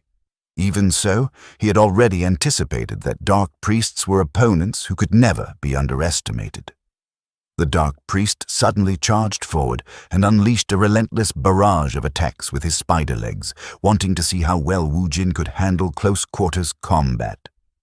The assault was so continuous that Wu Jin barely had a chance to breathe. Although he successfully blocked every strike, he retaliated with his sword aura, only for the spiders to launch another wave of fireballs and poison gas that triggered yet another explosion. Thanks to the stone skin ability he had obtained from the snake monster, Wu Jin survived once more, but he knew he needed to change the flow of battle. He considered eliminating the spiders first, yet the Dark Priest's constant pressure prevented him from doing so. His internal organs had already been severely damaged by the flames, and both his regeneration and stone skin abilities were reaching their limits. Realizing Wu Jin was weakening, the priest seized the opportunity and attacked again. With no other option left, Wu Jin suddenly deactivated his stone skin ability, endured the full force of the spider legs, and allowed his sword to fall from his hand. The Dark Priest burst into laughter as he watched Wu Jin stand before him, seemingly helpless. Calling the situation intriguing, the priest admitted that he finally understood why the other Dark Priests had chosen not to eliminate Wu Jin. Not only had Wu Jin blocked his attacks with what seemed like a crude skill, but he could also use mana arts, making him far too valuable to discard. After withdrawing his spider legs and forcing Wu Jin to his knees, the Dark Priest decided to make an offer instead. The Dark Priest invited Wu Jin to join them and promised that his life would be spared. Wu Jin remained silent and simply stared back at him. The priest continued, insisting that the offer was not unreasonable because Wu Jin already possessed abilities that made him different from ordinary humans. According to him, normal people would eventually fear and reject such power, and if Wu Jin continued using monster core abilities, humanity would hunt him down and label him a Dark Priest anyway. He added that Wu Jin had merely been fortunate enough to associate with the Order Alliance, but once they discovered he could wield the power of monster cores, they would no longer recognize him as human. Extending his hand, the Dark Priest urged Wu Jin to join forces with people who shared the same fate, boasting that together they could gain even greater power. Sitting on the ground, Wu Jin responded by insulting the priest and calling him a clown who talked far too much. He then declared, "This won't do. I need to teach you a lesson." His words immediately shocked the Dark Priest. Wu Jin slowly closed his eyes and muttered that he never wanted to use this power, but the Dark Priest had left him with no choice. Moments later, strands of black lightning began crackling around his body as his skin started to transform. When he opened his eyes again, his pupils had turned completely white. The flames surrounding them vanished instantly while black lightning spread throughout the battlefield, swallowing the surroundings and leaving the Dark Priest confused. Violent arcs of dark electricity erupted continuously from Wu Jin's body, forcing the Dark Priest to instinctively step backward as though he recognized the terrifying power before him. Wu Jin slowly rose to his feet while his body continued changing and calmly told the Dark Priest that he should at least say something that made sense. As the black lightning raged even more violently around him, Wu Jin's skin became completely covered in gray scales, and his hands transformed into claws resembling those of a wolf. He then mocked the Dark Priest and declared, "How could a wolf ever serve a dog?" As the Dark Priest stared at Wu Jin, he could not believe the terrifying transformation happening right before his eyes, and started wondering if Wu Jin had been hiding his true power the entire time. Panicking, the Dark Priest immediately ordered his spiders to blast Wu Jin and burn him to ashes. But Wu Jin simply raised one hand and activated the skill called Heavenly Punishment. In an instant, violent black lightning exploded around him and struck everything nearby. The two spiders were hit directly and completely disintegrated, while the Dark Priest himself was struck by a massive bolt of black lightning that left his entire body frozen in place. At that moment, he finally realized the massive gap in strength between them and could not stop wondering what kind of monster core Wu Jin had consumed to gain such monstrous power. The lightning strike nearly reduced the Dark Priest's body to ashes, and instead of staying to figure things out, fear completely took over him. Realizing he would die if he stayed any longer, the Dark Priest immediately tried to escape. However, before he could even take a single step, Wu Jin had already appeared behind him. The Dark Priest panicked after failing to see how Wu Jin moved so quickly. Wu Jin then grabbed one of the spider legs attached from the priest's back and violently ripped it out, causing the dark priest to scream in agony while desperately trying to run away. But the pain became too much for him to handle, causing him to collapse onto the ground while crawling away from Wu Jin in fear. Desperate to survive, the dark priest begged Wu Jin to talk things out instead. He argued that since both of them had consumed monster cores, they could work together and build something far greater together. Wu Jin coldly replied that the only help he could offer was giving information about the other dark priests. Hearing this, the dark priest started shouting and questioned why Wu Jin insisted on fighting them. He claimed that since Wu Jin used the same power as them, humans would eventually reject him anyway, making it pointless to side with humanity. But Wu Jin simply stared at him and calmly answered, "That does not answer my question." The dark priest immediately panicked and promised to reveal everything, but it was already too late. Wu Jin's hand pierced straight through his body while reminding him that he only had one chance. Black lightning burst from the dark priest's body, leaving him helpless as he used the last of his strength to curse Wu Jin before finally turning into ashes. After the battle ended, Wu Jin's body slowly returned to normal. Moments later, blood started pouring from his nose, mouth, and even his eyes. Before he could even wipe the blood away, all the strength in his body suddenly disappeared, and he collapsed onto the ground from pure exhaustion. This was exactly why he hated using that skill. Even activating it for a short moment placed an insane burden on his body. His eyes slowly began shutting on their own, but he desperately fought to stay awake since passing out in a place like that could get him killed. Then, through his fading vision, he suddenly saw Roland approaching with another soldier. After confirming they had arrived safely, Wu Jin finally allowed his eyes to close, relieved that everything had worked out in the end. Roland immediately rushed toward Wu Jin and ordered the soldier to bring a stretcher. As he looked around the destroyed battlefield, he could not help but wonder what kind of insane fight Wu Jin had just survived. Back in the third pioneer city, Wu Jin finally woke up while lying in a bed. Slowly sitting up, he became curious about how he had even survived in the first place. A maid entered the room, and the moment she saw him awake, she immediately ran outside while shouting, "The mercenary has woken up!" Roland quickly rushed into the room to check on him. Wu Jin asked what had happened, and Roland explained that he had been unconscious for 3 whole days. Wu Jin was shocked to hear that even with his regeneration ability, the backlash from his skill had still left him unconscious for that long. He then asked if the expedition was finally over. Roland confirmed that the operation had ended successfully. Most of the nearby rift cores had been destroyed, and casualties were kept to a minimum. Smiling proudly, Roland added that it was all thanks to Wu Jin. Hearing this made Wu Jin genuinely happy, and he jokingly replied that Roland could simply repay him with a generous reward instead.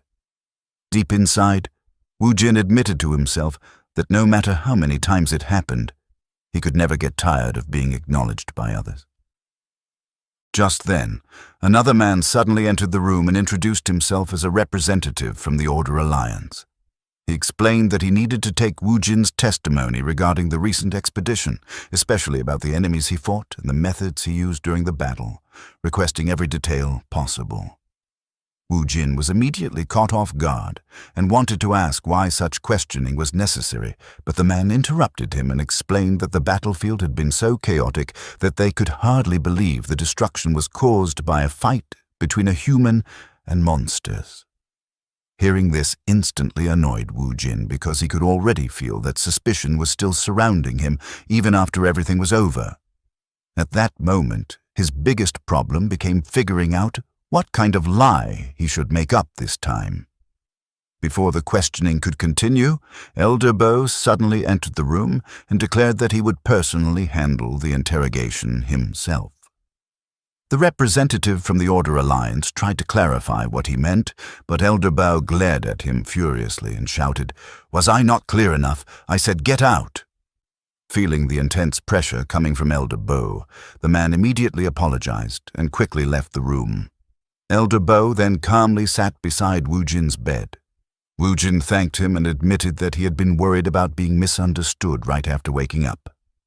Ever since they first met, Woojin had already noticed that Elder Bo seemed unusually interested in him. Elder Bo reassured him and said that no matter what form Woojin might take, he had already decided to trust him. As he said this, Elder Bo slowly reached into his chest pocket. Woojin looked confused and asked what he meant by that, but before he could finish speaking, he froze in shock after seeing Elder Bo pull out a monster core. Elder Bo explained that the core came from the body of the dark priest Woojin had killed and revealed that he secretly took it for him. Completely stunned, Woojin stared silently as Elder Bo handed him the monster core and calmly said that he had a feeling Woojin would want it. After getting plenty of rest, Woojin prepared himself by getting a haircut and changing into a new set of clothes. Elder Bo immediately praised his appearance and told him that the outfit suited him well.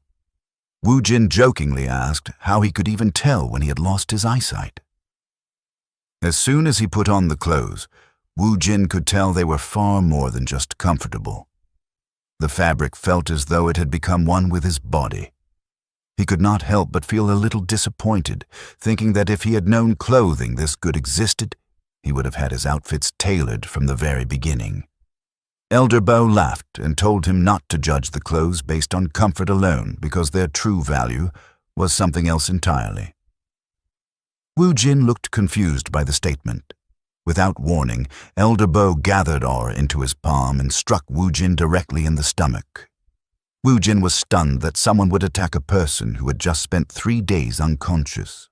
However, after taking the hit, he realized he barely felt any pain. Elder Bo then explained that the outfit was no ordinary set of clothes, but a relic. Relics were rare and extremely expensive items infused with magic. Despite being as light as the beast hide, they possessed defensive power comparable to heavy plate armor. Woojin was surprised to learn that he was wearing a relic, knowing how valuable such items were. Elder Bo confirmed this and explained that relics were so rare that even mountains of gold could not guarantee obtaining one. At that moment, Cindy entered the room along with her assistant and announced that she had brought Woojin's reward for the mission. The reward totaled 2,400 gold coins. When Woojin opened the chest, he found it filled with gold bars and coins, making it look more like a treasure chest than a reward box. He immediately asked if it was really acceptable to give him such an enormous amount of money. Elder Bo explained that he had earned every coin through his countless achievements, including hunting monsters, helping eliminate rift cores, and defeating the Dark Priest. Considering everything he had accomplished, a massive reward was more than justified. Cindy smiled and admitted that she had even added a little extra from her own pocket. Although Woojin had expected a generous reward, the amount still felt overwhelming. At the same time, he felt something was strange because he believed that excessive kindness was usually suspicious. He openly asked why they were treating him so well despite knowing that he consumed monster cores. Both Cindy and Elder Bo looked surprised by the question, but Elder Bo suddenly burst into laughter and joked that even when people treated Woojin kindly, he still found ways to make things difficult. As night fell, the scene shifted back to the battlefield where Woojin had defeated the Dark Priest. Several soldiers were guarding the area when one guard claimed he saw something move in the darkness. The other guard, half asleep, brushed it off and insisted it was only the wind. However, the first guard was certain that something had moved. Suddenly, a chain wrapped around his neck and violently dragged him away. A blonde-haired man appeared and smashed the soldier around before ending his life. The blonde-haired man then burst into laughter. When the second guard demanded to know who he was, a steel ball shot straight through him, ending his life instantly. The intruders were none other than 3 dark priests. The red-haired woman looked disappointed that their youngest member had been defeated by what she considered incompetent fools like Woojin. Staring at the ashes left behind, she called him complete trash. The blonde-haired dark priest guessed that stronger fighters than the low-ranking knights guarding the area must have been involved. The masked dark priest calmly replied that it did not matter because he had already expected the youngest dark priest to lose. In fact, it had been part of their plan from the beginning. The red-haired woman seemed surprised that he had already anticipated such an outcome. The masked dark priest then placed his hand on a nearby wall and activated a skill. Strange writings immediately appeared across the surface, and a hidden passage slowly opened before them. The three dark priests decided it was finally time to move forward with their plan to wipe out humanity. Beyond the secret passage were multiple humans strapped to tables, with bottles filled with mysterious blue liquid sitting beside them. Back in the third pioneer city, Elder Bo decided to clear up the misunderstanding regarding the kindness they had shown Wu Jin. He explained that he was not in a position to judge or punish him. Instead, he was the one who wanted to ask a favor. Elder Bo requested that Wu Jin use his extraordinary power for the sake of humanity. Hearing this, Wu Jin could not help but think about what might happen if people discovered that he consumed monster cores. He had expected fear, suspicion, or even torture. Instead, the people who knew his secret were asking for his help. Although he still felt uneasy, he could only feel grateful. Wu Jin asked if anyone else knew the truth. Elder Bo assured him that, for now, only he and Cindy knew. Cindy explained that they kept it a secret because they doubted others would react as reasonably as they had. Wu Jin agreed with her assessment and then asked how exactly he could help. Elder Bo pulled out a monster core, which Wu Jin immediately recognized as the one taken from the dark priest. Elder Bo explained that when Wu Jin consumed a monster core, there was a chance he could inherit memories from its owner. While the odds were normally low, the probability increased dramatically when the core originally belonged to a human. This also explained why Wu Jin had previously seen the memories of the Golden Bug's sons. Understanding the situation, Wu Jin took the monster core and confirmed that they wanted him to consume it to uncover information about the dark priests. Cindy and Elder Bo both nodded. While holding the core, Wu Jin secretly felt excited. Not only had he found people he could trust, but he was also getting the monster core he missed out on after passing out. Smiling eagerly, he declared that since they needed his help, he had no choice but to eat the monster core for the greater good. The moment he consumed it, memories immediately flooded his mind. He found himself inside a tall building where the future dark priest was desperately shouting that he wanted to become someone special and no longer remain a failure. The man was kneeling before the red-haired dark priest and begging for true and overwhelming power. The red-haired woman acknowledged his desire, then pulled out a bottle filled with blue liquid and told him that he would first need to prove himself worthy. Moments later, Wu Jin opened his eyes and saw Elder Bo and Cindy staring at him. Elder Bo immediately asked whether he was feeling all right. Wu Jin sat up and assured them that he was perfectly fine. Then he revealed that he had successfully seen the memories and had already learned about the dark priest's next plan. Afterward, Wu Jin, Cindy, and Elder Bo stepped outside to get some fresh air. Elder Bo asked Wu Jin if he was absolutely certain about the information he had obtained from the dark priest's memories. Wu Jin confidently confirmed that he was.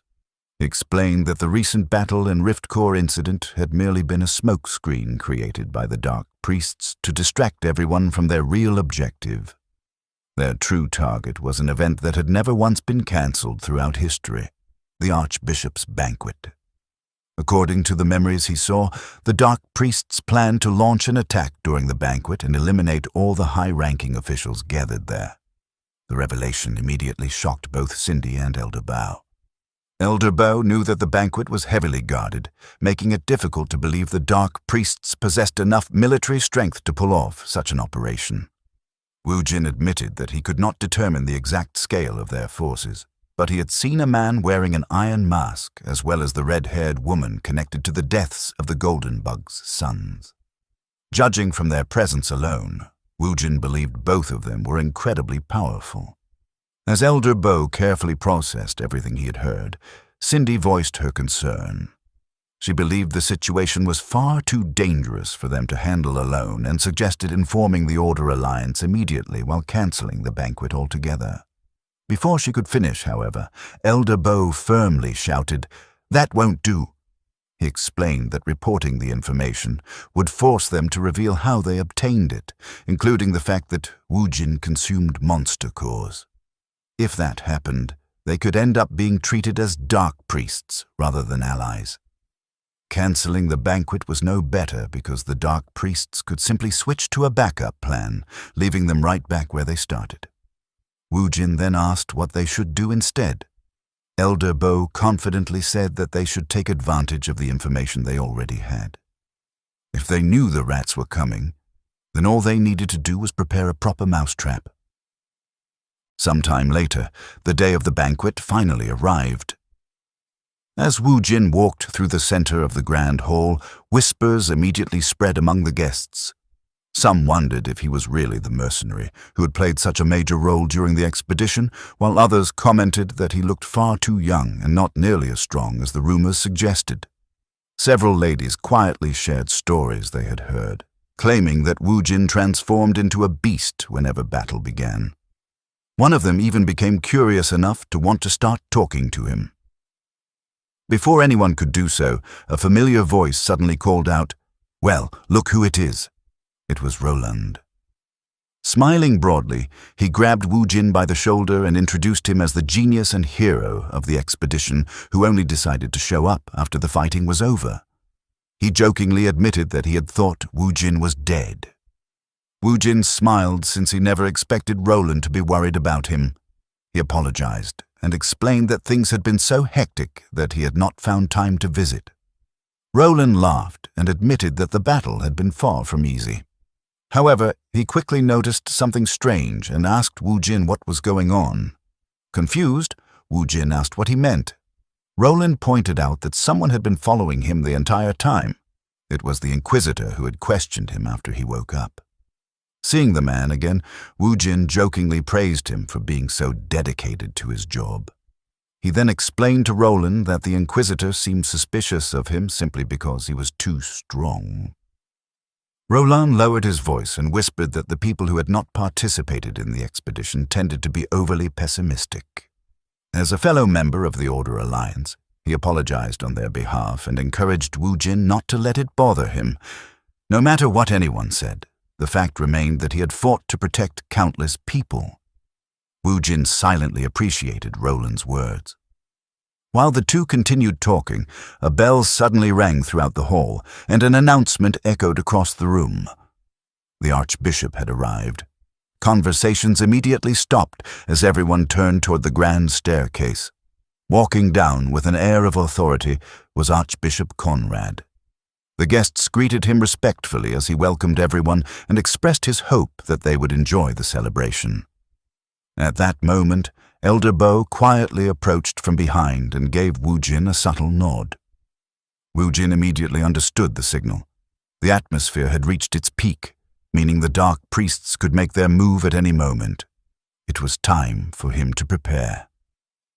Outside the city, the dark priests had already gathered their forces under the leadership of the 3 surviving dark priests. Back inside the banquet hall, a soldier suddenly rushed toward Archbishop Conrad, knelt before him, and reported an emergency. The Archbishop calmly asked him to explain. The soldier revealed that a massive swarm of abominations had appeared at the city's northern gate. The announcement shocked everyone present. At the same time, the abominations smashed through the northern gate and poured into the city. Panic immediately spread through the banquet hall as guests questioned what was happening. Despite the chaos, Woojin remained calm and remembered the discussion he had previously shared with Elder Bo. During their planning session, Elder Bo explained that directly attacking the banquet while every knight was gathered there would be nearly impossible, even for the dark priests. Therefore, the most likely strategy would be to create disturbances in other districts of the city, forcing the defenders to spread out and creating an opening to strike the banquet. Back in the present, Archbishop Conrad ordered the soldiers to stop the abominations at all costs and authorized them to pull troops from the banquet if necessary to protect the civilians. During their earlier meeting, Wu Jin had wondered how they could prevent the knights from abandoning their posts, a concern Elder Bo shared. However, since it was the Archbishop's banquet, Elder Bo lacked the authority to issue direct commands. That was when Cindy proposed an unusual solution. She suggested creating a crisis inside the banquet hall itself before the soldiers could be lured away by the attack outside. Back in the present, glowing stones hidden near the upper levels of the banquet hall suddenly activated. Moments later, a powerful explosion tore through the top floor. Guests screamed in panic, believing the abominations had already reached them. Orders were immediately shouted as the knights rushed to protect the high-ranking officials. Standing from a hidden vantage point, Cindy watched everything unfold before giving Wu Jin a satisfied nod. Their plan had worked perfectly. Instead of abandoning the banquet, the knights remained exactly where they were. Meanwhile, outside the hall, the 3 dark priests were advancing toward their target when they heard the explosion. The masked dark priest was surprised and asked if the blast had been part of their operation. The red-haired dark priest narrowed her eyes and concluded that the people inside had somehow figured out they were coming. At that very moment, Wu Jin stepped out of the banquet hall, drew his sword, and removed his hood. With a fierce expression on his face, he prepared himself for the battle ahead. It was finally time to catch some rats. The 3 dark priests stood on top of a nearby building, watching the banquet hall burn after the explosion. The red-haired dark priest could not help but wonder if there was a traitor among them, since the people inside had somehow discovered their plan in advance. The masked dark priest decided that the operation would have to be postponed. He ordered the others to retreat and prepare a new strategy. The blonde-haired dark priest immediately complained in frustration, annoyed that they had to withdraw just when he was getting excited. However, his complaints were cut short when he suddenly noticed several daggers flying straight toward him. He quickly blocked them with the chains attached to his weapon. At that moment, Wu Jin appeared from below, rapidly scaling the walls of the surrounding buildings before landing in front of the 3 dark priests. As he approached them, he reminded them of a familiar saying, "It is easy to get in, but hard to get out." The red-haired dark priest immediately informed the others that the man standing before them was the same person involved in the Golden Bug's son's incident. Then she suddenly remembered something and asked Wu Jin if he was the one who had leaked their plan. Before anyone could react, a brilliant yellow aura erupted behind them. Elder Bo instantly launched an attack at the masked dark priest, but the man managed to block it just in time. Elder Bo then calmly greeted him, saying, "It's been a while, Vikram." After exchanging blows, Vikram immediately recognized his attacker. As Wu Jin walked closer, he asked Elder Bo if he knew the masked dark priest. Elder Bo confirmed that they shared a complicated history. He revealed that Vikram was once a Vritra monk and, more importantly, his former disciple. Vikram scoffed at the statement and asked if Elder Bo was still clinging to his pathetic memories. He added that both in the past and the present, Elder Bo always knew exactly how to irritate people.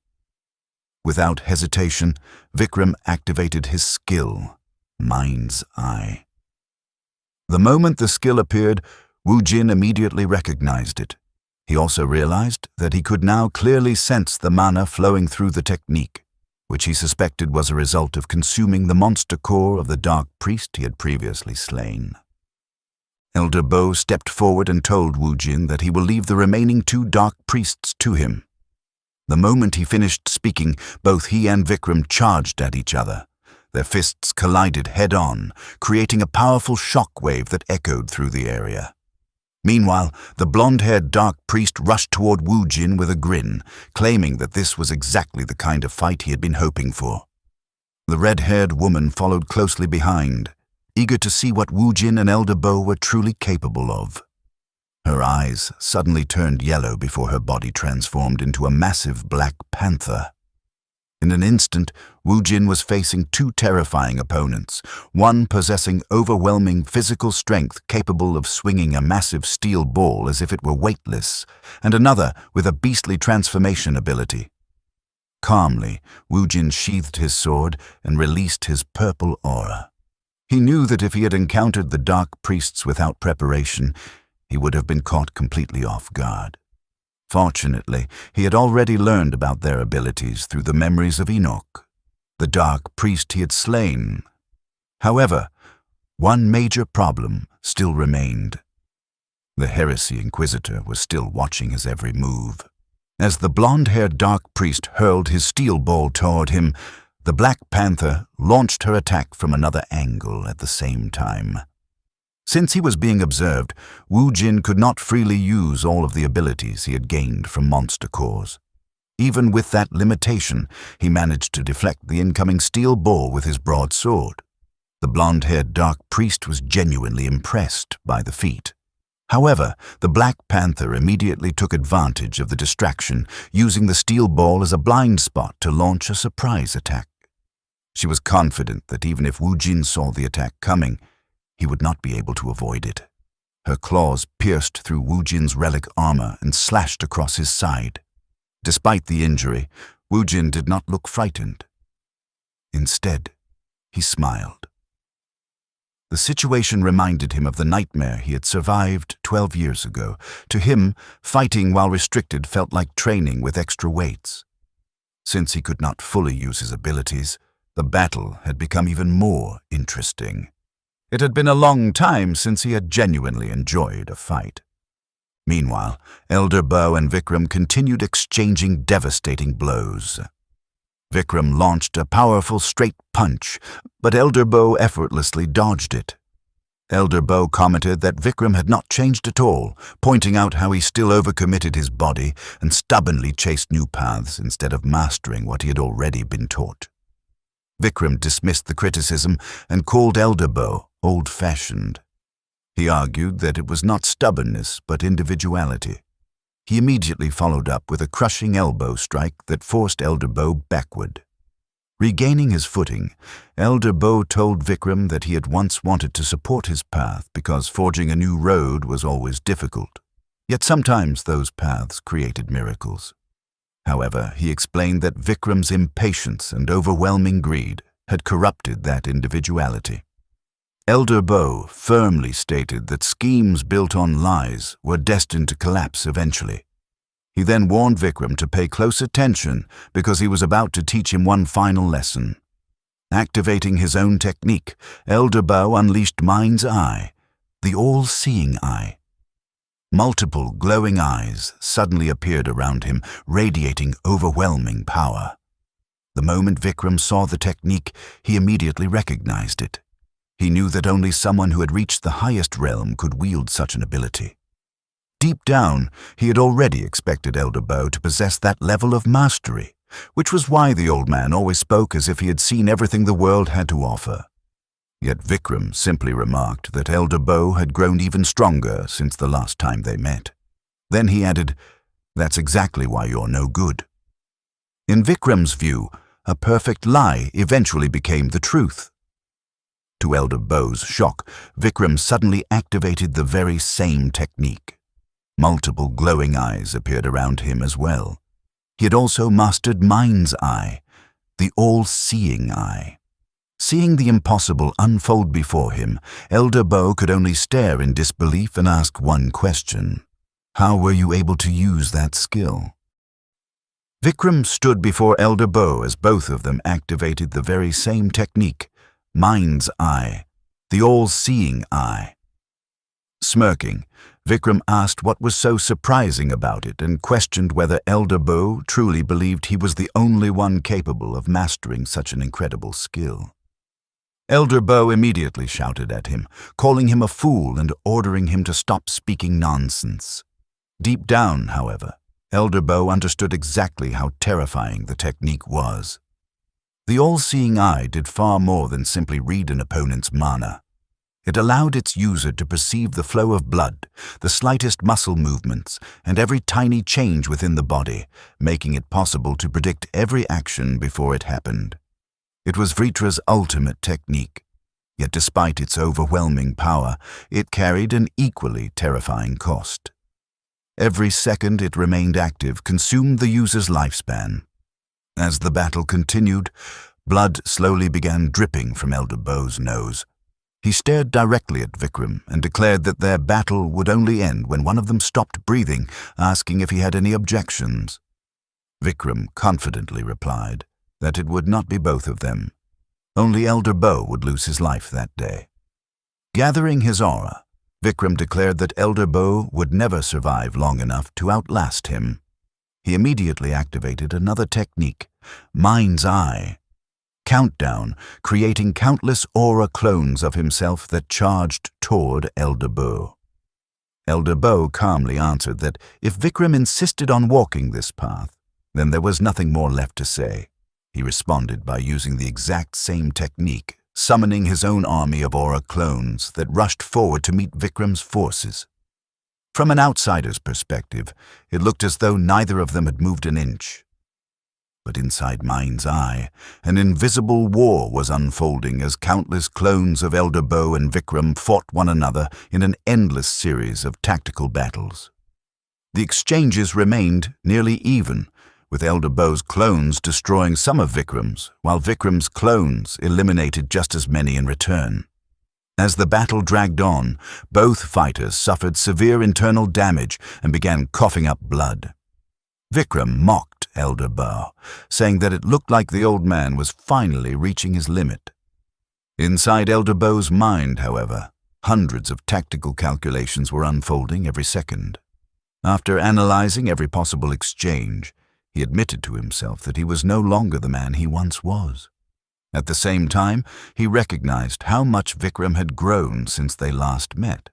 Unfortunately for Vikram, he had chosen the worst possible opponent.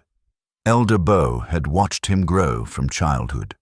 No matter how much Vikram had improved, no one in the world understood his habits, instincts, and weaknesses better than his own master. Looking at him with pity, Elder Bow quietly declared, "You pitiful fellow, your wandering ends here." Then, one of Elder Bow's clones finally defeated one of Vikram's clones. Believing he had created the perfect opening, Elder Bow declared, "Checkmate." In the next instant, two of Elder Bow's clones suddenly appeared in front of and behind Vikram, launching a perfectly coordinated attack. Vikram reacted immediately, realizing he could not avoid both strikes. He quickly decided to block the attack that appeared more dangerous. He destroyed the clone in front of him and chose to endure the strike coming from behind. The blow was so devastating that it nearly shattered his metal mask and forced him to take a single step backward. Suddenly, everything around him went completely dark. His body became numb and he could no longer feel anything. At first, he assumed the attack had caused it, but he quickly realized that the strike itself had not been fatal. Then, the horrifying truth hit him. The single step he had taken had caused him to lose the entire tactical exchange.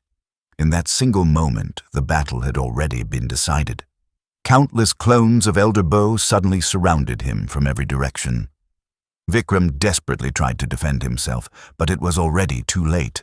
The attacks pierced through his chest one after another, finally splitting his metal mask cleanly in half. His strength left him instantly. Vikram staggered backward before collapsing onto the rooftop, fully aware that the final strike had ruptured his heart. Elder Bow slowly walked toward him before quietly sitting beside his fallen disciple. Confused, Vikram asked what he was doing. Elder Bow gently called him, "You brat," and explained that even though they had become enemies, he still wanted to see him off. After all, it was only right for a master to bid farewell to his disciple, especially when the disciple was leaving before the master. Those words left Vikram speechless. After a long silence, he softly called out to Elder Bow and began sharing a memory. He recalled the freezing day when his parents abandoned him at Vritra without ever looking back. From that day onward, he believed that the only way to avoid being abandoned again was to become stronger and earn Elder Bo's acknowledgement. Yet no matter how desperately he trained or how hard he worked, Elder Bo never even looked his way. With fading strength, Vikram asked whether his master could not have given that lonely child even a single word of encouragement, telling him that he had done well or that he had worked hard enough. Elder Bo quietly admitted that he had always known. He had seen Vikram wake before sunrise every single day to train. He had watched him continue fighting against seniors far stronger than himself, without ever giving up. Looking into Vikram's fading eyes, Elder Bo confessed that because he believed only the strong deserved recognition, he had chosen not to show any reaction. As Vikram drew his final breath, Elder Bo gently whispered, "You foolish fellow, you were, without a doubt, my most cherished disciple." Meanwhile, the flames consuming the banquet hall had finally died down, leaving behind only thick smoke. On Wu Jin's side of the battlefield, the remaining two dark priests were once again caught completely off guard. To their disbelief, Wu Jin had begun using Enoch's fire magic. After obtaining Enoch's fire magic, Wu Jin devised a strategy to take on both dark priests at the same time. He used his fire magic to redirect the blonde dark priest's metal bowl, while relying on his sword aura to defend against the transformed panther. Not far from the battlefield, the Heresy Inquisitor silently observed everything. Watching Wu Jin wield both second circle, fire magic and mana arts, he began questioning his own suspicion that Wu Jin was a dark priest. That was exactly what Wu Jin had intended. Fire magic was indeed a power he had gained from a monster core, but it was also a legitimate ability that humans could learn. Seeing the Inquisitor hesitate, Wu Jin smiled to himself. Now all he had to do was figure out how to defeat the two dark priests without revealing the true nature of his powers. Seeing Wu Jin smiling so confidently, the blonde dark priest burst into laughter and mocked him. Grabbing his metal ball, he asked if Wu Jin really believed such a pathetic trick would be enough to turn the battle around. Once again, he hurled the massive weapon while the panther charged in immediately behind it. Wu Jin answered with the same strategy, using fire magic to knock the metal ball off course. Looking at his opponents, Wu Jin remarked that even an ordinary ability could become extraordinary depending on who wielded it. He then blocked the panther's attack before following up with a powerful upward slash. The strike narrowly missed her neck. The panther immediately realized that Wu Jin's speed had noticeably increased. In Wu Jin's mind, he knew that a single clean hit from the heavy mace or the panther's claws could still cost him his life.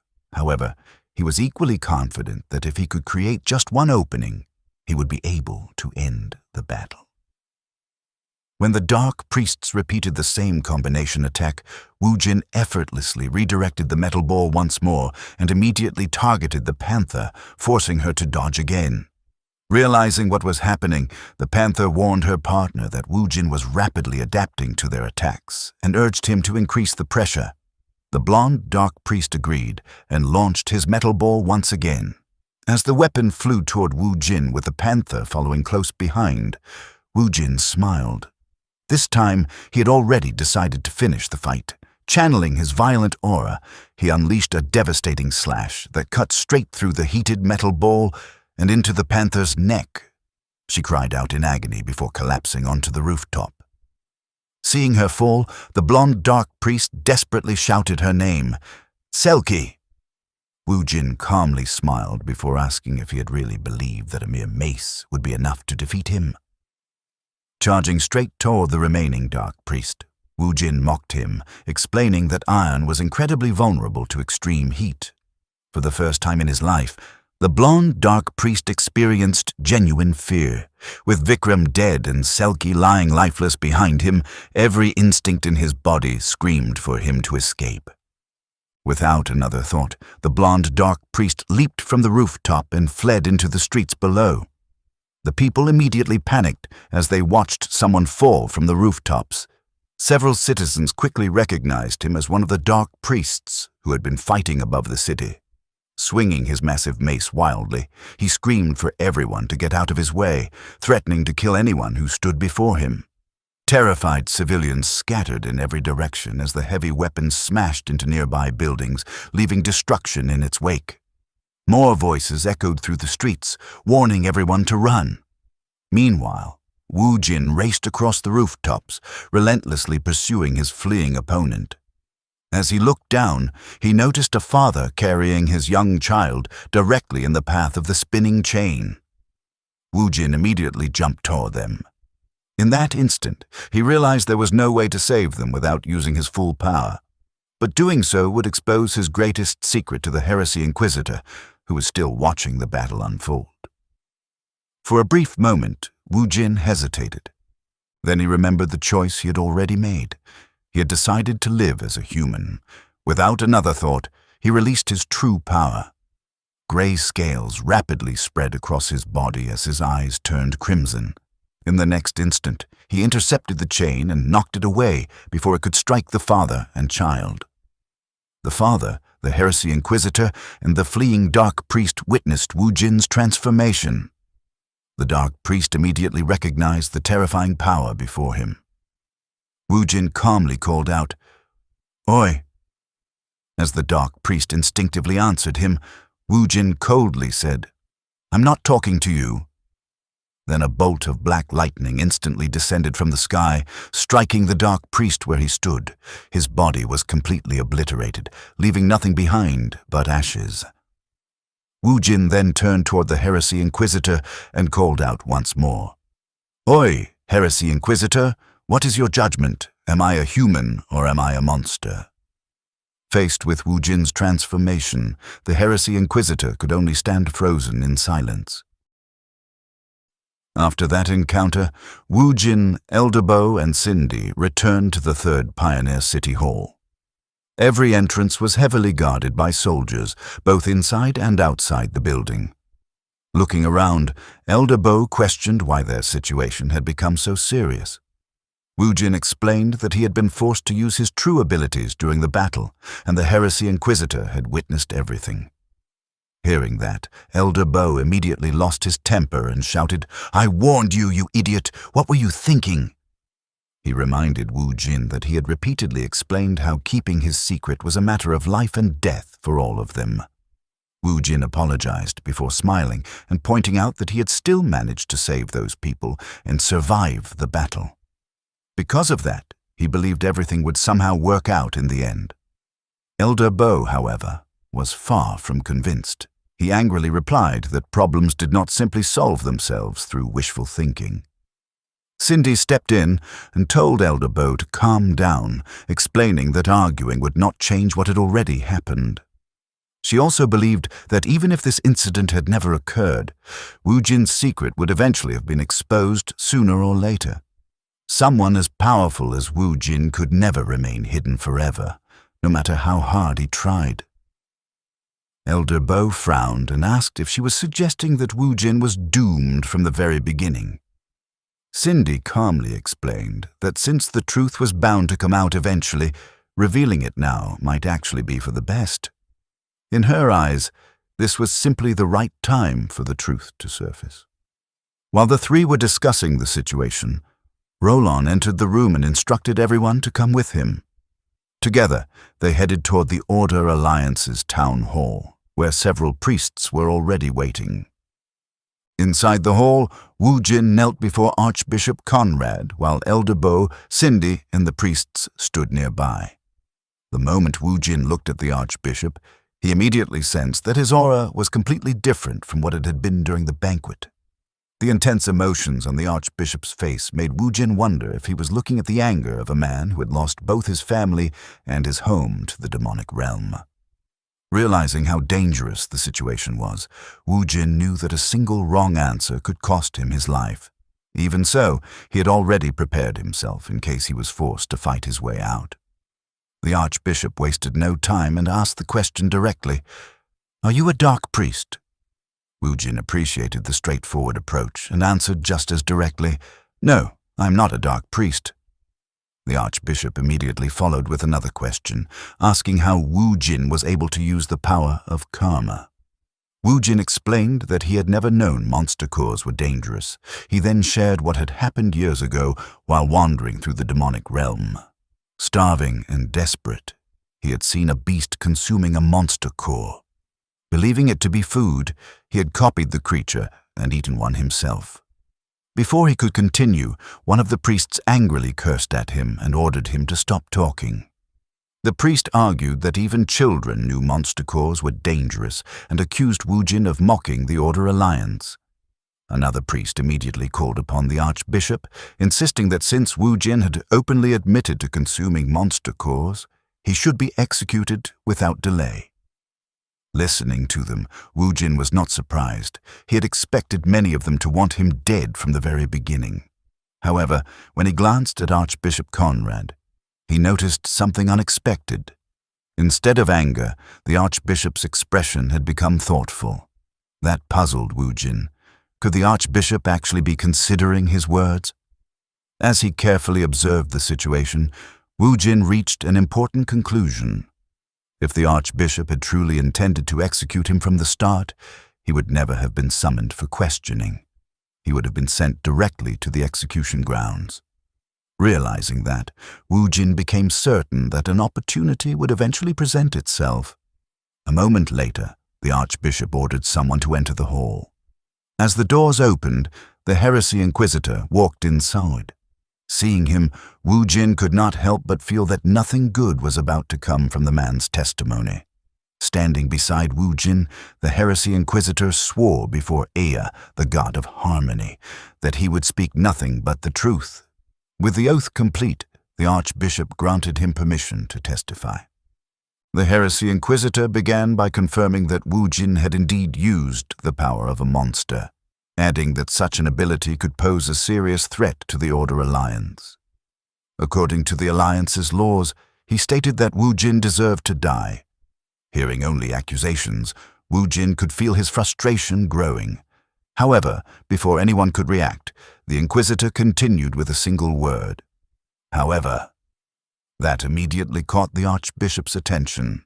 The heresy inquisitor then declared that despite everything he had witnessed, he still believed Wu Jin was human. He reminded everyone that Wu Jin had participated in the first expedition and contributed more than anyone else. Even knowing that revealing his true abilities would expose his secret, Wu Jin had still chosen to use his power to save innocent people. The Inquisitor also testified that he had personally seen Wu Jin using both magic and mana arts, strengthening his belief that Wu Jin remained human. The priests immediately erupted in protest, calling the heresy inquisitor insane. They accused him of accepting bribes and questioned how someone like him could still call himself a heresy inquisitor. Furious, the inquisitor shouted back, ordering them to remain silent. He declared that he had only fulfilled his duty faithfully, without prejudice or personal bias, and had committed no wrongdoing. Elder Bo then stepped forward and apologized for keeping Wu Jin's secret from the Order Alliance. However, he explained that he sincerely believed Wu Jin's power could become one of humanity's greatest assets. The priests immediately interrupted again, accusing Elder Bo of changing the subject. One priest argued that if he had truly believed Wu Jin's power could benefit the Alliance, he should have reported everything from the very beginning instead of hiding the truth. The priest then questioned whether Elder Bo himself had suspected something sinister about Wu Jin all along. Elder Bo calmly looked at the priests and admitted that something had indeed bothered him. What disturbed him was how they kept clinging to individual words while completely ignoring the overall context. They conveniently cut away the beginning and the end of the story before loudly demanding Wu Jin's execution. His words immediately silenced several of the priests. Seeing the argument escalating, Archbishop Conrad raised his voice and ordered everyone to stop. He declared that no further commotion would be tolerated and reminded everyone that he alone would ask the questions and deliver the final judgment.